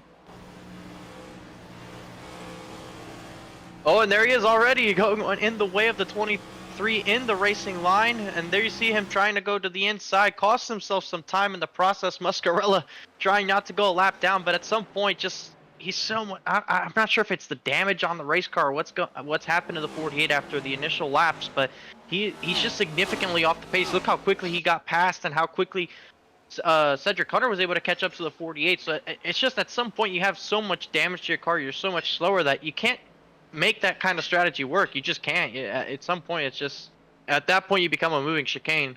It's a mix of damage, mistakes, and obviously cost track position. And like we've mentioned with the new next-gen update, Dirty Air has made it very difficult to pass. And Muscarella told us in the aftermath of that Bristol Motor Speedway race that the Dirty Air was quote-unquote awful in the middle of traffic, trying to weave your way through cars, and continues to lose more time. Muscarella now in that lucky dog spot should we end up with a yellow flag. There's Steven Maggio to the inside as he'll make the pass complete, not exactly for track position. Muscarella running in 13th as of right now. Well, we talk about throwbacks and how Craig Parks is running throwbacks every single race. Well, ever since the initial throwback race, Muscarella has been running this scheme right here. This was a Cobalt Lowe's paint scheme that my favorite driver, Jimmy Johnson, ran for several years in his NASCAR Cup Series career. This picture comes from, I believe, the 2011 season when they kind of smoothed out the splitter in the middle of the race car at the front. but when they ran it back in 2007, I believe that's when the paint scheme made its debut. It's gorgeous colors for Alex Muscarella, but the car not looking so good right now, up against the wall, and here comes the rest of the field on by. Yeah, Jimmy Johnson in that era, when you started watching NASCAR, you got some big moments there. He was undefeatable at that point. I think the audience would love that story from Homestead in 2010. Yeah, I'll get into that in just a little bit, but a very good nod to a legendary NASCAR champion, a 7-time NASCAR Cup Series champion, and around that time was in the middle of his run after his 5 consecutive Cup Series titles, in which he was absolutely dominating the NASCAR scene. Great battle between the drivers, 6 on back, a lot of them dropping the Hammah teammates here. Brandon Banks right in 8th, and those 3 other drivers, Steven, Ross Harlow, and of course Steven Stempien, who fell away on grip in the later portions of this green flag stretch, as we're coming down to what will be that halfway marker where drivers can elect to come down pit road and get an even green flag run on both ends before they reach the checkered flag. And this all single file right now, all of them within at least a second and a second and a half, possibly back to turn 3. And we did have pit stops that included the 3 of Eric Schaefer and the 32 of Richard Swavely. Those 2 have been into pit road. They've had service complete, and now they find themselves trying to put together some lap times in hopes of getting some kind of track position. They can go to the end on fuel, but I'm pretty sure they're going to try 1-stop it. The 2-stop strategy might not be exactly the way to go, given the amount of laps that we're going to be running exactly. But nonetheless, we'll see when most of the field decides to break it down. It'll be almost 50 laps to go, so we're not quite exactly at the halfway point throughout the run. We'll reach at about 45 to go. When we get to that point, it'll be marked the halfway point of this final stage. And that's when we'll really get to see who decides to split it versus who decides to take this first run long. And I think those are really the 2 proper windows to look at. You go right down the middle, you get an even run both sides, but you also could maybe extend 5 or 10 laps and get fresher tires at the end to be on the offense and be aggressive towards the second half of the run. And what we've seen so far tonight on the long runs is that Lawson Peele has been struggling. He got passed by Cedric Hunter, and now he's over 2 seconds off the leader and soon fading to Warren Kyle Keith. So Lawson has been really strong on what is early and middle portions of the runs, but he is actually struggling once we get multiple green flag laps, over 30 laps or 40 laps on the tires, and has just trouble keeping up with the pace of the Category 5 esports drivers. His last lap of 30.440. Man right behind, Warren Kyle Keith, 30.521. That's still more than a tenth faster than Peel as we cross the start-finish line. This time by coming down to the halfway marker of this green flag stretch before drivers hit pit road. But so far the field is in command of the North Carolinian. Zachary Hall up by 7/10 in front of his teammate, trying to search for his first career Droppin the Hammah Cup Series victory. On the other side, we'll have more racing from Darlington, but don't go anywhere. You're tuned in to race number 20 of the Droppin the Hammah Cup Series, live on the KBueno Racing Network.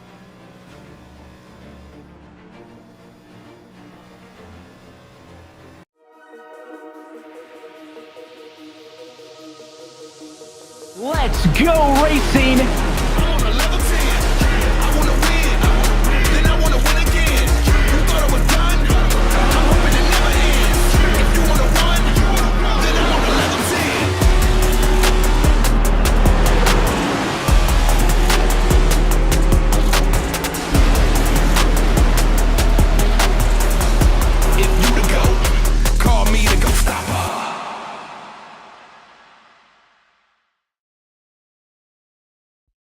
Racing isn't easy, but experiencing it is.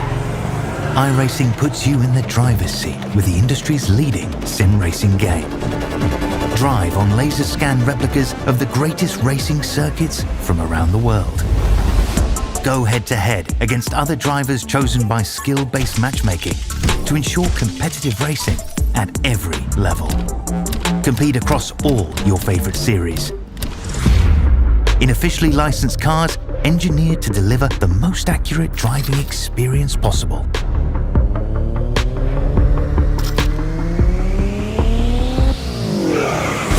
Join a race or host your own with players from across the globe. Race against the computer or in a league with friends. the thrill behind the wheel. Visit iRacing.com.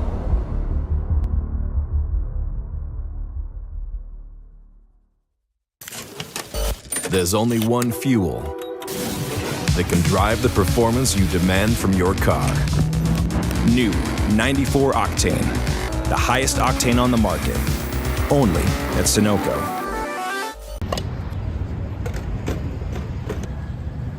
Hey, Francisco, what's up? Yo, what's up, Kenneth? How's it going, man? How are you? Good, how you been? What you got in the bag, man? I got a panini, I have a hoagie, I got it all through the Wall Rewards app. You can order it all through the app? You can order it all through the app. I can order it all through the app. The world is my oyster! By placing your order on the Wawa app, you can pick up at any time with ultimate satisfaction. Gotta have a Wawa.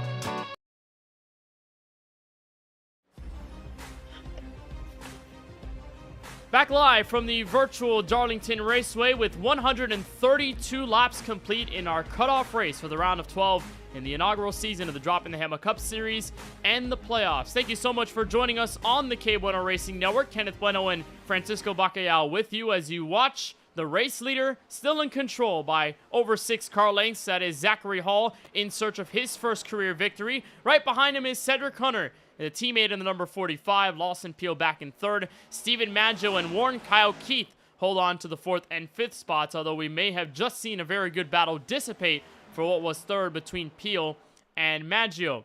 Well, we did see a problem with the 17 car of Craig Parks. Rolled into this race 16 points below the cut line, dead last in the round of 12 standings, needed a race win or better to get into the next round. And all of a sudden, Francisco, we saw him during our side-by-side break with heavy tolling damage on the left front of the race car. He's down pit road, 4 laps down and counting, so his chase at a championship may indeed be over right now. Yeah, he needed to win the race, and now he won't probably finish. He'll end up multiple laps down with no opportunity to gain multiple positions. So most likely this will be Craig Parks' playoff hopes dashed here at the track. Too tough to tame, and really struggling on this run is Lawson Peel. He has fallen back to over 3 seconds off of Zachary Hall, and now Stephen Maggio has been closing in the gap multiple tenths at a time in the hopes of getting up to third himself. And in the process, Cedric Hunter has slowly been inching up on the race leader. Peel peeking to the bottom, might be bringing it down pit road this time, and indeed so. So Lawson Peel will pit here on lap 135. He's the first driver to pit from inside the top 5. We saw Ross Harlow come down pit road, but he was in the back half of the top 10. So the 8-time winner this season elects for an early call. His teammate Brandon Banks will follow him in. So the 2 Drinkin' Bros Racing Chevrolets will take their gamble down pit road, while Zachary Hall will continue to lead this race. Again, that question mark was coming up in my head, Francisco. How long will those guys at the front go until they hit pit road? Looks like our first answer comes up right now. The leader remains in control with Hunter right behind, and that's 0.7 of a second separating the two. I don't believe anyone else has come down pit road or is really considering it right now, but if you are in the situation of Hall or Hunter, Francisco, is the game plan, the mindset to just stay out as long as possible here? They clearly have the long run pace, so I think they can afford to stay out, and plus the advantage that they had. And I think this is mostly just hoping that a caution comes out now, as most of the field pits and gets on a new tires and might get into an incident. They can keep the track position and trap a couple cars a lap down whilst they have the on-track advantage. Alex Muscarella is in front of this 23 right now, so we'll wait to see what that happens as you see catches up to him, and now he'll go down to the inside. It doesn't look like this will be too much of a fight like the other times, but I think it'll take eventually a couple laps, and then we might see the 23 and 45 get down to pit road. And if they lose the lead, I think it won't be the end of the world. They'll have a huge tire advantage plus long run pace advantage, and both of them collectively will eventually get back to the top spot. But very notably, Cedric Hunter does look a little bit quicker than his teammate.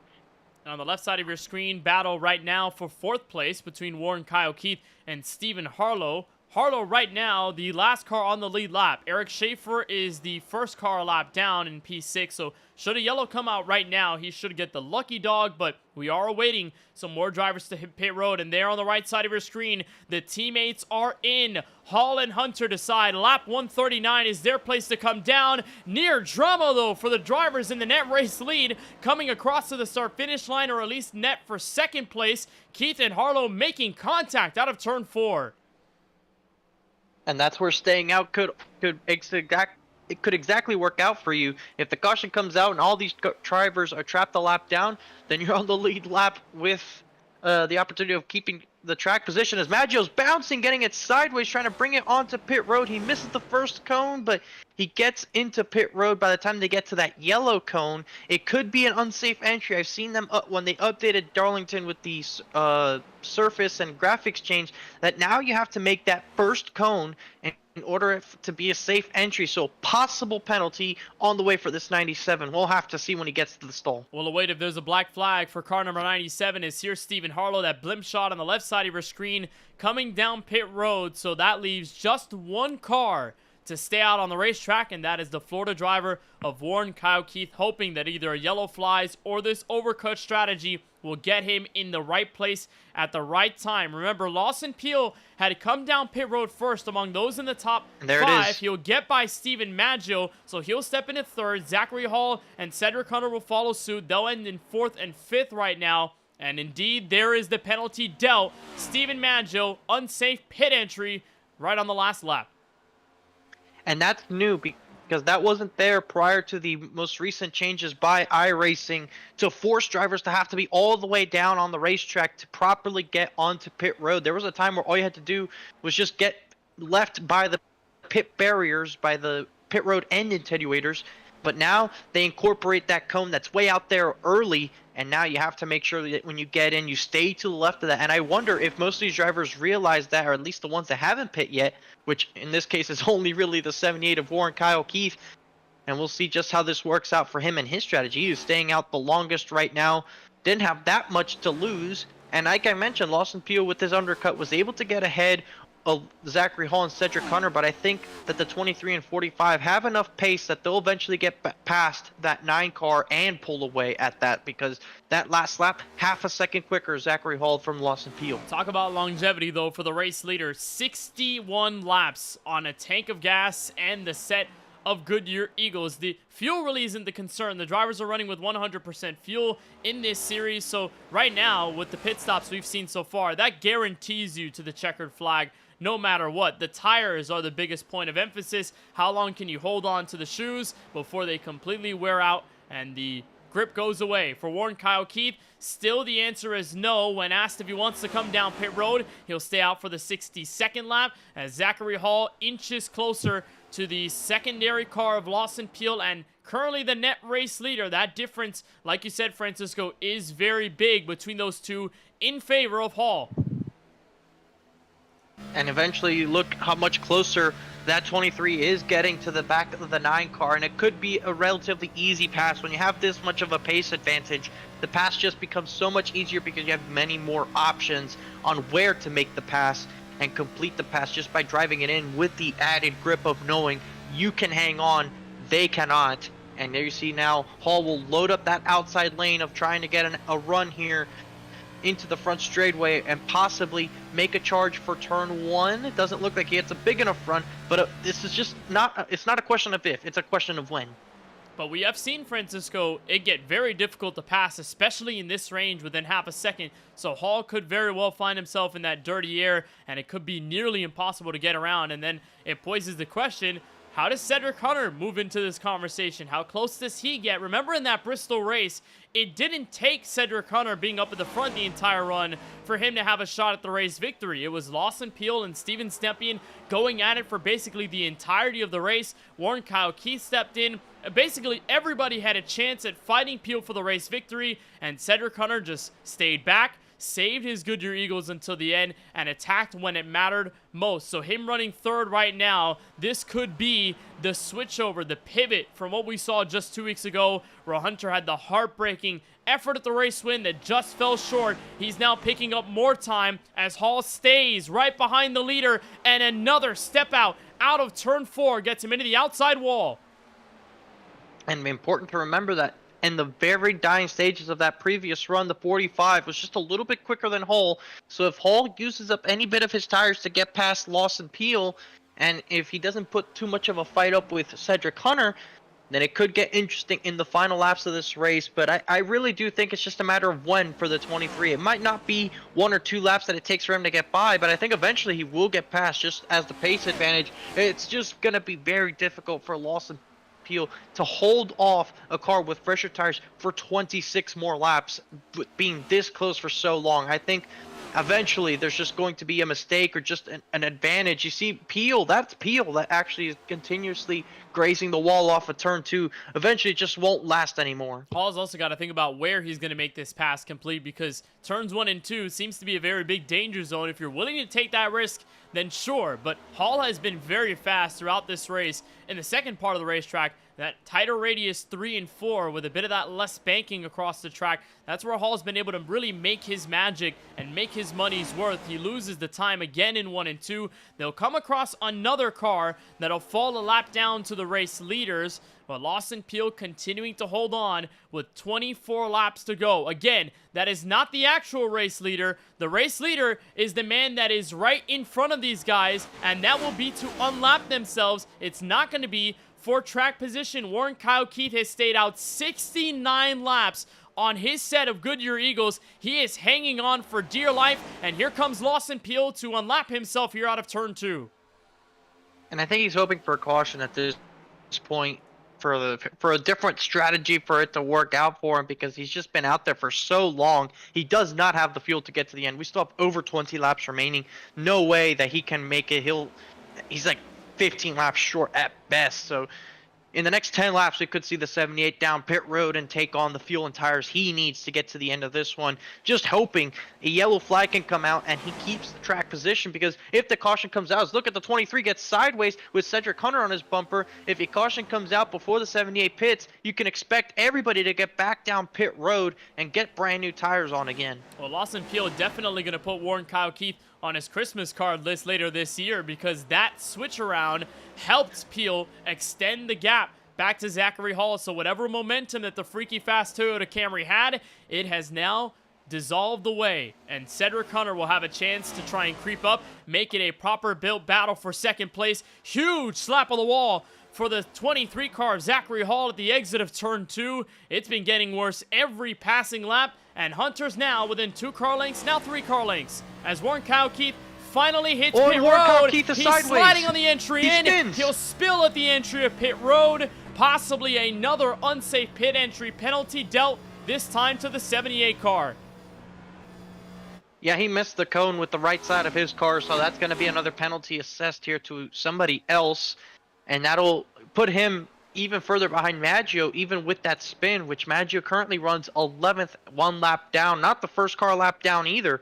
The first car lap down, or actually he is the first car lap down. So Casey Knighton is the last car on the lead lap as it stands right now, as Warren Kyle Keith has finally gotten to his stall and it has officially handed over the race lead over to the 9 of Lawson Peel. So now as this whole thing starts to cycle out, where does everybody stand? They are 6 seconds clear of 4th place Ross Harlow. Ross Harlow in the battle with Brandon Banks, trying to recover for a top 5 finish. Those two going at it in the middle of 3 and 4. 2 strong Chevrolets that are fighting for decent points tonight. Of course, Harlow locked into the next round after gathering so many points through this round of 12. Brandon Banks just trying to make sure he stays alive after a very shaky Bristol Motor Speedway race, and there's contact between the 2 in turn 1. Absolutely phenomenal save by the 2 Chevrolets, and will stay green. Oh my goodness. And that's all it could have taken for the strategy to work out for Warren Kyle Keith if the caution had come out right then and there, but they hang on to it. It didn't happen in time, and oh boy, now that invites the 88 of Stempian into this fight. What a drive we're seeing, and still we have yet to put ourselves under a yellow flag for an on-track incident. The entire race, it has been clean from beginning to end with a bit of blemishes along the way. Here's the onboard look from Steven Stepien as he chases down the Boeing back straightaway. Bit of a slowdown there in turn 2. And here comes Brandon Banks fighting down hard to the inside lane. Rotation better in the center of 3 and 4. Brandon Banks will retake that spot, put himself back on the throw. Look how loose Stepien is in the top end of 4th gear, trying to stay in there back to turn 1. And you're right, Francisco, put in that point. Look how much distance there is all the way up to 3rd place Cedric Hunter. You can't even see them from the front end of the 16 of Ross Harlow. And way down in the distance, you can't even see a speck of that pink number 45. That's how far away those top 3 runners are from the rest of the field. That's how fast they've been, and that's how they have mastered the strategy. It's helped them create a sense of distance to which, even if they put themselves in a place where maybe they make a small mistake here and there, it won't be enough time hemorrhaged unless they spin. Absolutely, and you think about the tire difference in that battle. Ross Harlow has 10 lap older tires than Brandon Banks, and Banks has 2 lap fresher tires than Stepien. Harlow has fresher tires than all of them combined, at least Stephen Harlow does, in 7th, and he's slowly closing into that fight as well. So this is very quickly becoming a 4-way fight for 4th and a 3-way fight for the top spot, as they're within a second with Cedric Hunter slowly, and I mean slowly, closing up on Lawson Peel. But now it really does get interesting, because after that lap traffic and having to race Cedric Hunter, it cost them a lot of time, and whilst he's closing the gap, now how much tires did they use? It might be a lot of the Goodyear Eagles, specifically for Zachary Hall. He struggled to get around those 2 lap cars that Peel had easily made his way through. Of course, Muscarella was one of those cars that had to get out of the way. And this gap remains at around 0.7 of a second. We continuously see Hall hitting that outside wall, to which we've seen Peel do it a couple of times, but it seems to be more often in the case of the Newport, North Carolina driver. And for Cedric Hunter, he's remained in touch, but he hasn't done anything yet. And there could be a point of conversation to which, if you're Cedric Hunter, are you going to try to help your teammate Hall continuously move forward?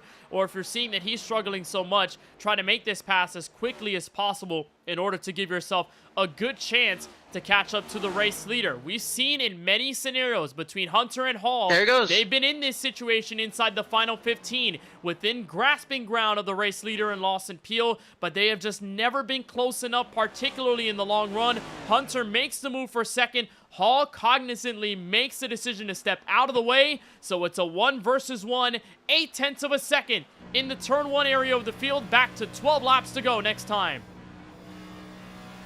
That's a move to let Cedric Hunter try to make work of Lawson Peel, and I've been in that situation. It was a Chicagoland race, and I was running about 3rd or 4th, and I was really struggling trying to fight for a top 5 spot. And former driver of this series, who's had good runs, Ethan Fonseca Moreno, I asked him, do you think you can catch up to the race leader? He says, I think so. I'm not too sure. I said, that's good enough for me. Go get them. I didn't fight him too hard, kept battling for my position, and sure enough, 2 laps to go, Ethan made what was at the time the race-winning move. And that's the kind of mentality you have to have as teammates, is know when you have to let them go to get the overall victory. And Zachary Hall has let Cedric Hunter go. While Cedric hasn't made too much of an imprint on Peel right now, you can see just how much of the fall off Zachary Hall is experiencing. He's now 1.7 behind Lawson Peel. Here's our Charlie Byer photography onboard camera. The look behind the Chevrolet of Peel. Watching on, 0.7 of a second. Still separates the front-running 2. Zachary Hall has fallen back into the sunset. So if there is no yellow flag, maybe there is no chance for Hall to come away for his first career drop in the Hammah Cup Series victory. And Lawson Peel staring down history. If he could win tonight, a fourth race victory in a row, and 4th in a row in these playoffs, a 9th race victory at stake for Peel, a 2nd career dub at stake for Hunter. 10 laps to go here from the track too tough to tame. So far, no inroads made by the 2nd place car. Well, he made about a 10th almost on the lap that we're currently running. He's getting it down closer to 7/10. But there's also more traffic ahead. A couple of lap cars in front of the race leaders. I think one of them is Eric Schaefer. Indeed so. And then we have also, I believe, the 40 of Alex Muscarella also up there in front of these guys. So that could play a big role as far as how these guys get raced by leaders. And Casey Knighton actually is the car closest to them in the 28. He's the last car on the lead lap. So when Pio catches up, how much do they race him to try and stay on the lead lap? And how aggressive does Pio get? Because we saw with Muscarella, did not really help the case for Zachary Hall at all. For Casey Knighton, who is still on the lead lap right now in 10th, a chance to end up a lap down, but we'll see how much of a factor he plays into it. And just one more throwback inside these final 8. That is a typical Havoline paint scheme driven by Knighton tonight. Throwback to those cars driven by Ricky Rudd and Davey Allison back in the 90s and early 2000s in NASCAR history. So a lovely paint scheme that Knighton actually brought to the racetrack for a throwback race earlier on this season. And there's Lawson Pio not too far away as they head for turn 1. Gap still sits at 0.7 of a second with 7 laps to go. And don't forget about Ernie Irvin. He was part of that crew too. That's true. Very famous NASCAR names that have driven that Havoline. I think also Kenny Irwin Jr. drove that 28 car. And Juan Pablo Montoya, but not with the 28, but with the 42, but the same paint scheme. Yep, and made history in his own right, of course, won the road course race at Watkins Glen. I believe in that Texaco Havoline colors back in, 2008? And they used to run the Dodge Avengers, but... I think 07 at Sonoma. Yeah, lots of big-time names that have driven that Havoline car either to victory lane or around the NASCAR Cup Series circuit. And we're watching a Napa Chevrolet take control of this race. He'll come across the line for 5 laps to go, and the gap is growing. Back to Cedric Hunter. Now a full second separating the 2 cars. And I'm impressed by Pio because he has struggled on the very long runs, keeping the tires under him. Went with the undercut strategy to get the track position. And I thought, these guys have been better on long runs anyways. They're going to have fresher tires. But ultimately, getting through traffic is definitely hurt them. And they have not done nearly as good job getting through traffic as Lawson Pio. So barring any yellow flags in these closing laps, it'll be very impressive stuff by Lawson Pio to make it 4 in a row. And only 4 laps now will separate him from an elusive 9th race victory. It's Pio, Hunter, Hall, the top 3. And while Ross Harlow has some of the oldest set of tires in the top 5, he continues to play good defense on Brandon Banks and Stephen Harlow. Surely coming away with solid top 10 efforts here at Darlington. There's Casey Knighton to let the race leader by, entering turn 3. So no real problems there, and possibly will just as much let the second place car by. And our closest battle right now is between Stephen Harlow and Brandon Banks. But now 3 laps to go. Face the race leader, and Cedric Hunter is starting to fall back further. 1.2 seconds. And they could end up possibly battling for second here sooner than later, the 2 teammates, as Lawson Pio continues to put in those lap times. He might not have used up a lot of his tires on the early part of the run, just kind of kept it a little bit under him to keep something to fight with. And that certainly has helped him out here in the long run, as now he'll take 2 laps to go, hoping that there's no cautions. We've seen a caution-free race up until now. Our only yellow flags thrown for the stage breaks of both lap 40 and lap 80. Give credit to this entire field through the situations of dealing with a track as tough as this. Many different near-close calls. But we've kept it clean, we've kept it green, and we've had a fantastic strategy race up until this point, as Lawson Pio, the Columbus, Mississippi native, will come across to the line. Final lap here from Darlington, South Carolina. The gap sits at 1.5 seconds. Back to Cedric Hunter, and it may just be another week where the Category 5 esports drivers will fall short by 1 spot or more. And while through the entirety of 2025, everyone's been trying to find a piece of the pie to get into the run for the championship, Lawson, through these playoffs, has taken the whole cake. He is undefeatable at Darlington. Lawson Pio wins his 4th race in a row. And sweeps the round of 12 to give himself near maximum points entering the following round, which is the chaos round, if you will.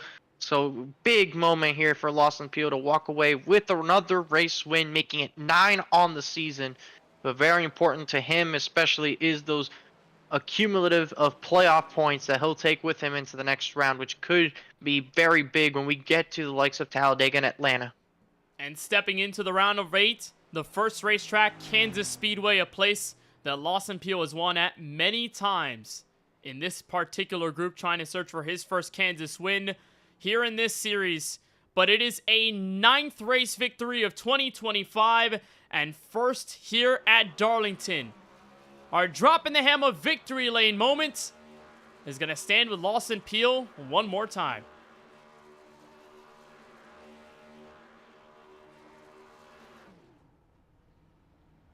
And he wasn't the dominant driver tonight.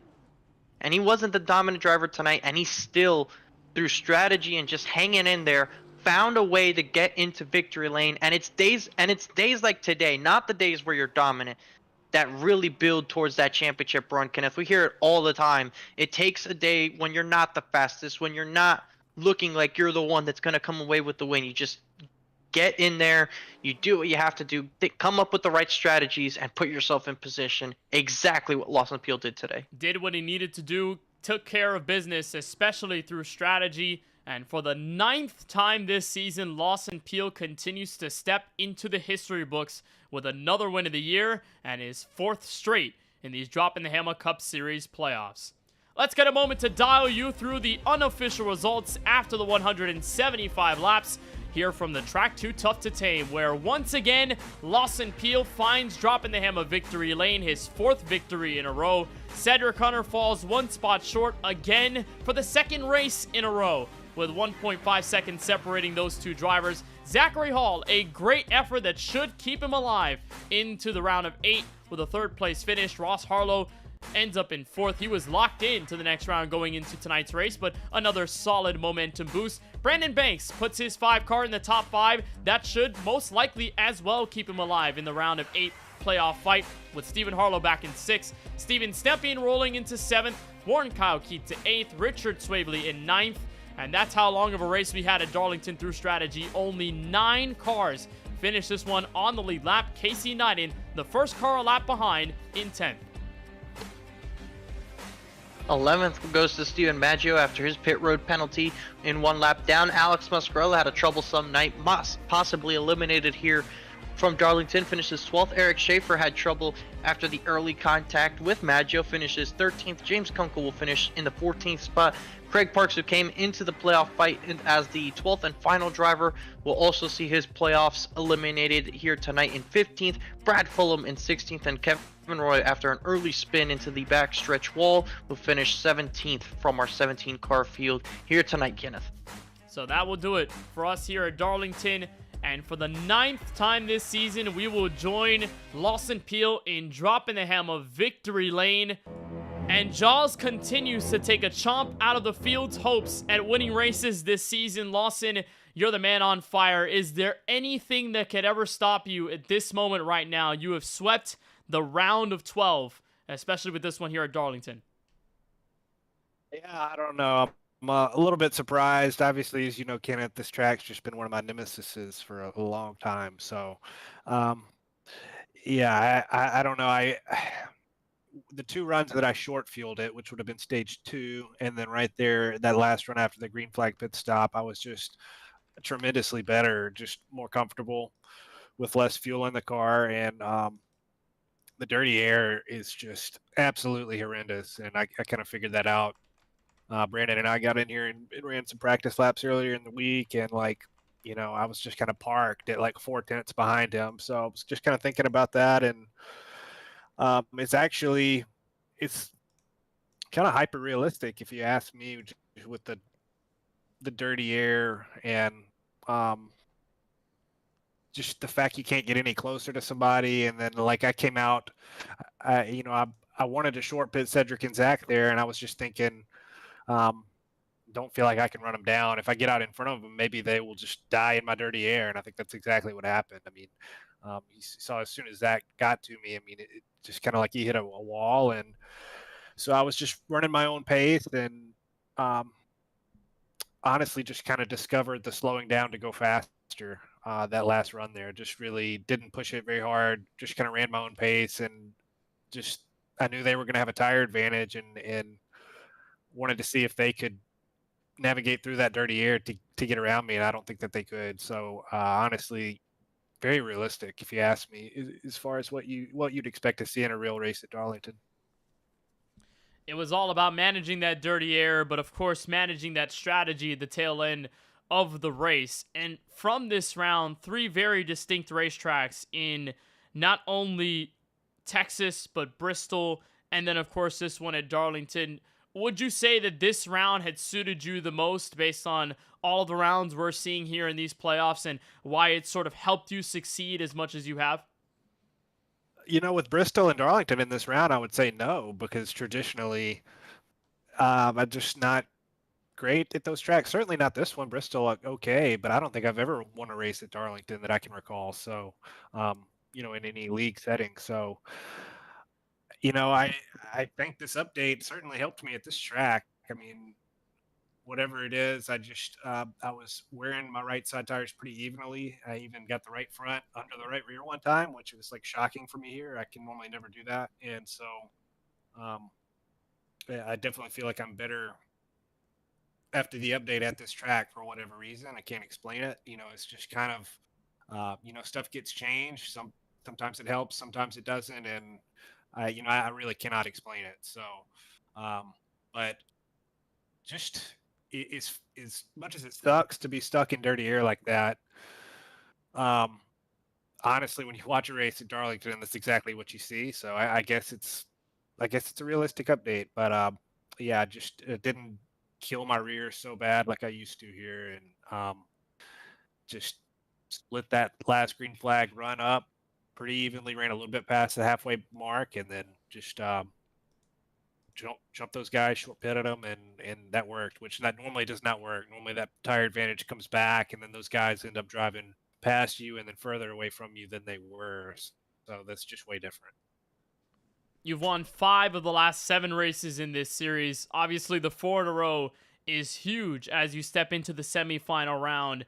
And from what we've seen, from what the league owners confirmed to us, between the 2 super speedway races back-to-back at Talladega and at Echo Park Speedway, and then Kansas that'll open the round next Sunday night, what kind of things are you going to try to parlay into the next round? I believe Kansas will be a big one circled for you, but how are you going to try to survive there to make it into the championship 4?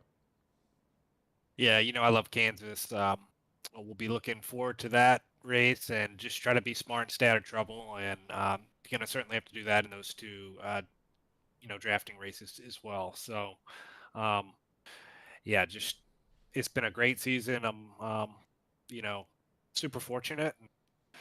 Look to keep the momentum going and carry it all the way through. Appreciate everybody. Hats off to Cedric and Zach again. Just week in and week out, they're really good, really fast, and just really enjoy racing with those guys. So yeah, hats off to them there. And so I don't have a Flow subscription, Kenneth, but Schaefer does, and I believe we are going to go watch the broadcast from last night right after this. So hats off to you. Congratulations on last night. Can't wait to check that out. Oh, I appreciate that, man. That truly means a lot. Yeah. And I'm hearing from the YouTube chat, Brendan Banks says, "You're welcome for showing you around Darlington Raceway," kind of taking a bit of the credit for the win tonight. Well, he's right. Tuesday night, I was sitting around not doing a damn thing. He texted me. He said, "Get in here and run some practice with me," and I did. So, yeah, and I definitely, we came out. I ran in front of him the first time, and he just was kind of stuck behind me. And then we reset, and he went out in front of me, and I couldn't do anything, man. I was just like, yeah, 1 and 2, especially over there, you can't turn down the track. You can't finish the corner. The dirty air just destroys you over there. So. Certainly had time to kind of think about that. And I don't know if you noticed, but I was just really backing up the center 1 and 2 all night, just making sure I made that exit of 2 down there. And one time I was battling real hard with Ross, didn't quite make it. So I just got really tight at the end of the corner and slid up and got him. So I apologize to him about that. But yeah, other than that, just great race tonight. And appreciate you guys. Very clean all the way through, and you capture your 9th victory of the season, stepping into history, that's for certain. Lawson, on behalf of all of us here at the KBueno Racing Network, congratulations on the win. But before we let you celebrate, before we let you bounce, anybody that you want to thank for tonight's dub? Yeah, all the usual people, you guys for sure, my teammates, the admins, all the viewers, and Paul's Shut Up Shop. Well, Lawson, thank you for joining us again. I really appreciate the kind words. It means a ton to me. And congratulations on the win tonight here from Darlington. Absolutely, man. We'll see you later. So Lawson Peel enters victory lane for the 4th consecutive time and the 9th total in 2025. Let's join the driver who comes up second place this evening. That is the number 45 of Cedric Hunter. Maybe a bit of deja vu, Cedric, from the race about 2 weeks ago at Bristol Motor Speedway, but this one very different in the sense that Darlington's so tough to drive and dirty air seemed to be a big factor. What did you notice there in that final run as you were trying to chase down the race leader? Yeah, I mean, obviously, dirty air was a big thing. It was a good race, though. It was fun to have green flag stops and, have good racing going on. So anytime you can get long runs in, obviously, I'll be happy. Obviously, good win to Lawson. He pulled the strategy off properly. I think that we made the mistake of trusting the rule book a little bit too much, and I didn't pay attention to the relative probably as much as I should have or would have in any league that didn't have the requirement of actually calling when you pit. So unfortunately, I think tonight that's how we lost. We just weren't really paying too much attention, and we were kind of waiting for those call outs that never came. So I don't know. I mean, I don't know. I don't mind finishing second to anybody. Like, obviously second's a really good race. I wish that the rule book wasn't just optional in this league, which sometimes it kind of seems like it is. So maybe I'm just being petty, but I think tonight would have easily been a 1-2 if we just paid more attention, I guess, which, again, it's our mistake at the end of the day. Well, regardless, back-to-back second-place finishes has put you in a very good spot. Before we dropped the green flag tonight, you were plus 29, 4th in the playoff standings. I'm sure after tonight's finish and all the points you picked up, it should be an easy entry into the round of 8. And, talking to Lawson, talking to a lot of the other drivers, it seems like the round of 8 might be the craziest of them all. 2 back-to-back super speedways, Kansas at 1.5 miles next week. So what kind of a mindset are you taking into that semifinal round, and what you're going to try to emphasize, prioritize to end up with a chance at making the championship 4? Yeah, just hope I'm really good at Kansas, which I think that's the next race. Just trying to be good there. Hopefully get as many stage points and maybe even a win. Because I think that's going to be the deciding factor, like where you can say 100% that you're locked in. Because, I mean, you have 2 wildcard races where anybody could do anything. So, and I can't remember the last time I did a super speedway race here, and I don't remember how it went. But I'm not necessarily the greatest at super speedways, and I heard the package is kind of terrible at the moment. So, obviously it's all up in the air. I wouldn't be surprised if we see 2 or 3 kind of guys that are racing for a championship at Homestead that might not have been the most consistent going into it, but those are the 2 races that we're given, obviously outside of the 1.5 miles. So we're just gonna have to do the best that we can going into those races and just kind of leave it up to the racing gods, I guess, to bless us and hopefully allow me to advance into the championship 4. Well, so far, it looks like Category 5 Esports still on good fortunes right now with your second place and your teammate in Zachary Hall finishing in 3rd. One more thing before I let you go and let you kind of debrief the rest of this race by yourself. I'm hearing from someone in the YouTube chat, is it your birthday? Am I correct on that? Yeah, it is. All right, well, a big happy birthday from all of us at the KBueno Racing Network. Nick in the chat said it, so I just wanted to fully confirm that, and I didn't want to have this interview without saying it. So Nick says happy birthday, Cedric, and on behalf of all of us at the KBueno Racing Network, happy birthday as well. I appreciate it, guys. Thank you, Nick, for the birthday wishes as well. I was again hoping to top it off with a 1-2 or at least a 1, but second place isn't bad, whether it's my teammate or somebody else. Obviously happy to get a podium on my birthday. It's pretty cool. I guess we're just gonna hop off tonight and go celebrate with a couple drinks. Hopefully the celebrations are all well and everything goes well. Again, happy birthday from all of us at the KBueno Racing Network. But before we let you go, Cedric, on this second place finish here from Darlington, anybody that you want to thank for the runner?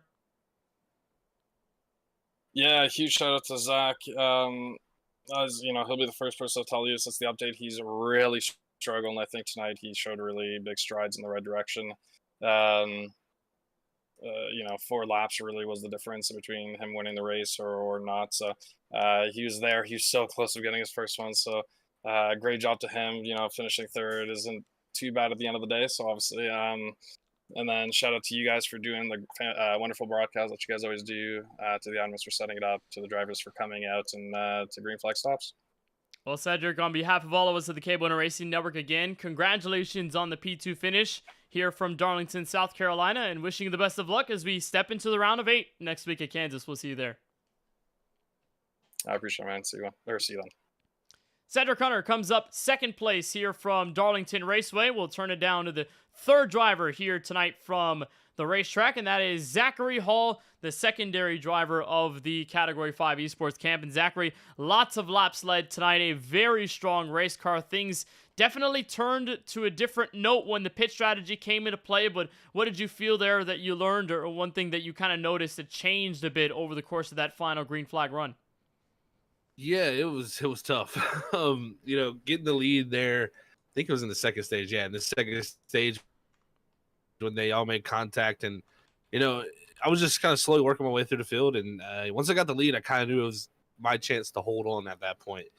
And I feel like I did a really good job. I mean, it was tough. I really think the best I could have probably done was pit earlier, but I've been leading at Darlington so many times, and it just hasn't cycled through the green flag stops that I was like almost just worried in the back of my mind that if I do a pit stop now, the caution's going to come out. And I noticed that Pill had pit, and I was like, he's the one. I was like, all right, if he can get ahead of me, it's still going to be an issue even with like the better tire or the better tires. And it was exactly that. As soon as I came out of my pit stall, I saw them go around, and I was like, oh man, this is not good. I just knew from that point, because 1 and 2 you just can't follow. Like 3 and 4 I could get close.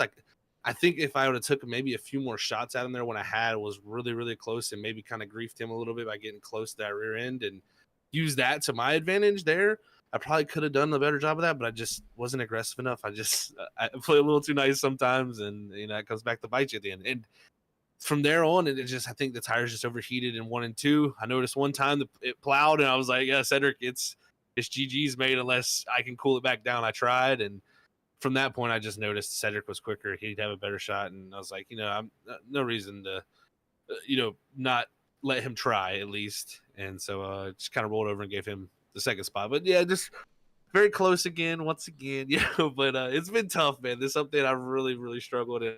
And I think tonight was a good opportunity for me, just with a track that I knew I could at least qualify well and put myself in a good starting spot, because I have my back against the wall, of course, with the points. So I'm pretty sure I should be good with this run. I was just about to bring that up. A stage victory and a third place finish. I'm not seeing an official tally, the point standings right now, but as we counted and from what it looks like in the trend side of things, you should be into the next round, although you came into it just a couple of points shy heading into this race. So how much of a relief is that to have, even though it's not the race victory, a solid race performance with a stage victory and a top 3 finish to get you into that semifinal round that could parlay into a possible championship 4 appearance?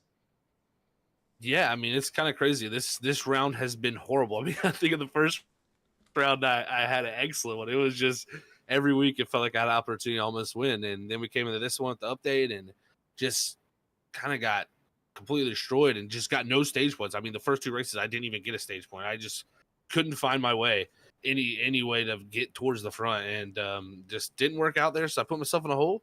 But I knew Darlington, was a track that kind of still drove similar to what it did before, and it really was going to be a track position race. I knew that. So I really put my mindset into qualifying well, making no mistakes also. If I got 3rd or 4th, it was cool with me. It was, but then when I got the lead, of course, things did change, of course. But yeah, it was a good night. I definitely am happy with it. And the next round is definitely a wild one where you really, I mean, it's anybody's chance in the next one. I mean, any of the 8 can go through. I mean, you got 2 races that even a non-playoff track can win those races. So it can really shake some things up.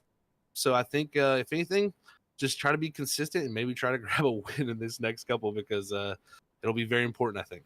Well, hopefully that win is definitely coming soon. Zachary, right before we let you go on the 3rd place finish here from Darlington, anybody else that you want to thank for tonight's run? Yeah, I want to give a shout out to my teammate Cedric Hunter. Happy birthday to him. It was definitely a great run from us. Like a 1-2 there for a while, and we just kind of got caught sleeping there a little bit with the pit stop. So unfortunate that have that happen, but still a great run between me and him, and always fun to race with one of my best buddies out there in iRacing. Shout out to all the league admins who put on everything here week in and week out. Shout out to my girlfriend out there if she's watching, hopefully finally, because we ran good tonight. But also shout out to you guys in the booth. You always do an excellent job, and hopefully I didn't make anybody too mad. I think there was someone mad at me. I'm sorry if I did something to you. I don't know what I did, but sorry to the 48, I guess. Well, Zachary, of course, it was great to talk to you again after a third-place finish. Congratulations on the finish. And for right now, unofficially, congrats on making it to the round of 8. We'll see you in the rest of the field. Take on Kansas next Sunday. Should be fun. Thanks, Kenneth. So Zachary Hall ends up capping off the top 3 here tonight from the virtual Darlington Raceway. Strong races by all 3 cars, but still no one can stop Lawson Peel, his 4th consecutive victory. And he continues to charge up, despite not putting down qualifying times, and he continues to wax the field for another week. Here's a look at our schedule as we move forward. 4 consecutive weeks that lead us into deciding a champion at Homestead Miami Speedway. We'll kick the round of 8 off at the virtual Kansas Speedway, the only 1.5-mile racetrack that is not in a super speedway configuration, and that happens next week on July 20th, 2025. We'll have that coverage at around 8:05 p.m. Eastern. Of course, you can tune in right here on the KBueno Racing Network YouTube channel. And then the back-to-back super speedway races. Talladega next up in the middle race of the round. And then to cut off for the championship 4, we'll head to the newly renovated Echo Park Speedway for a super speedway thriller that should bring us dramatic storylines to decide those 4 drivers if we do not have any playoff drivers locked in to that finale round that will decide the champion in South Florida later on this season. So a wonderful end to this race. This one went all the way green until the checkered flag, something we did not expect to see, especially at a track that's hard to drive as Darlington is, but we'll wave bye to the Darlington, South Carolina track, and we'll push forward into the rest of this season, and we hope that you'll join us on the KBueno Racing Network as we roll forward. So that'll do it for us and our coverage of the Droppin' the Hammah Cup Series on the KBueno Racing Network. From the track too tough to tame. A huge shout out to those that run the Droppin' the Hammah Cup Series, to Steven Stepien and Chris Progar. A huge thank you for all of their support and all of their hard work to keep this series alive. And on behalf of everyone at the KBueno Racing Network, for Keelan Belsa, Charlie Byer, and Eli Comerford, who will celebrate his birthday tomorrow, so a happy early birthday to our good friend Eli, and for my great colleague in the booth tonight, Francisco Bacallao, I'm Kenneth Bueno saying so long from Darlington, South Carolina. Lawson Peel still on fire. A 9th race victory of 2025 as we head to the semifinal round.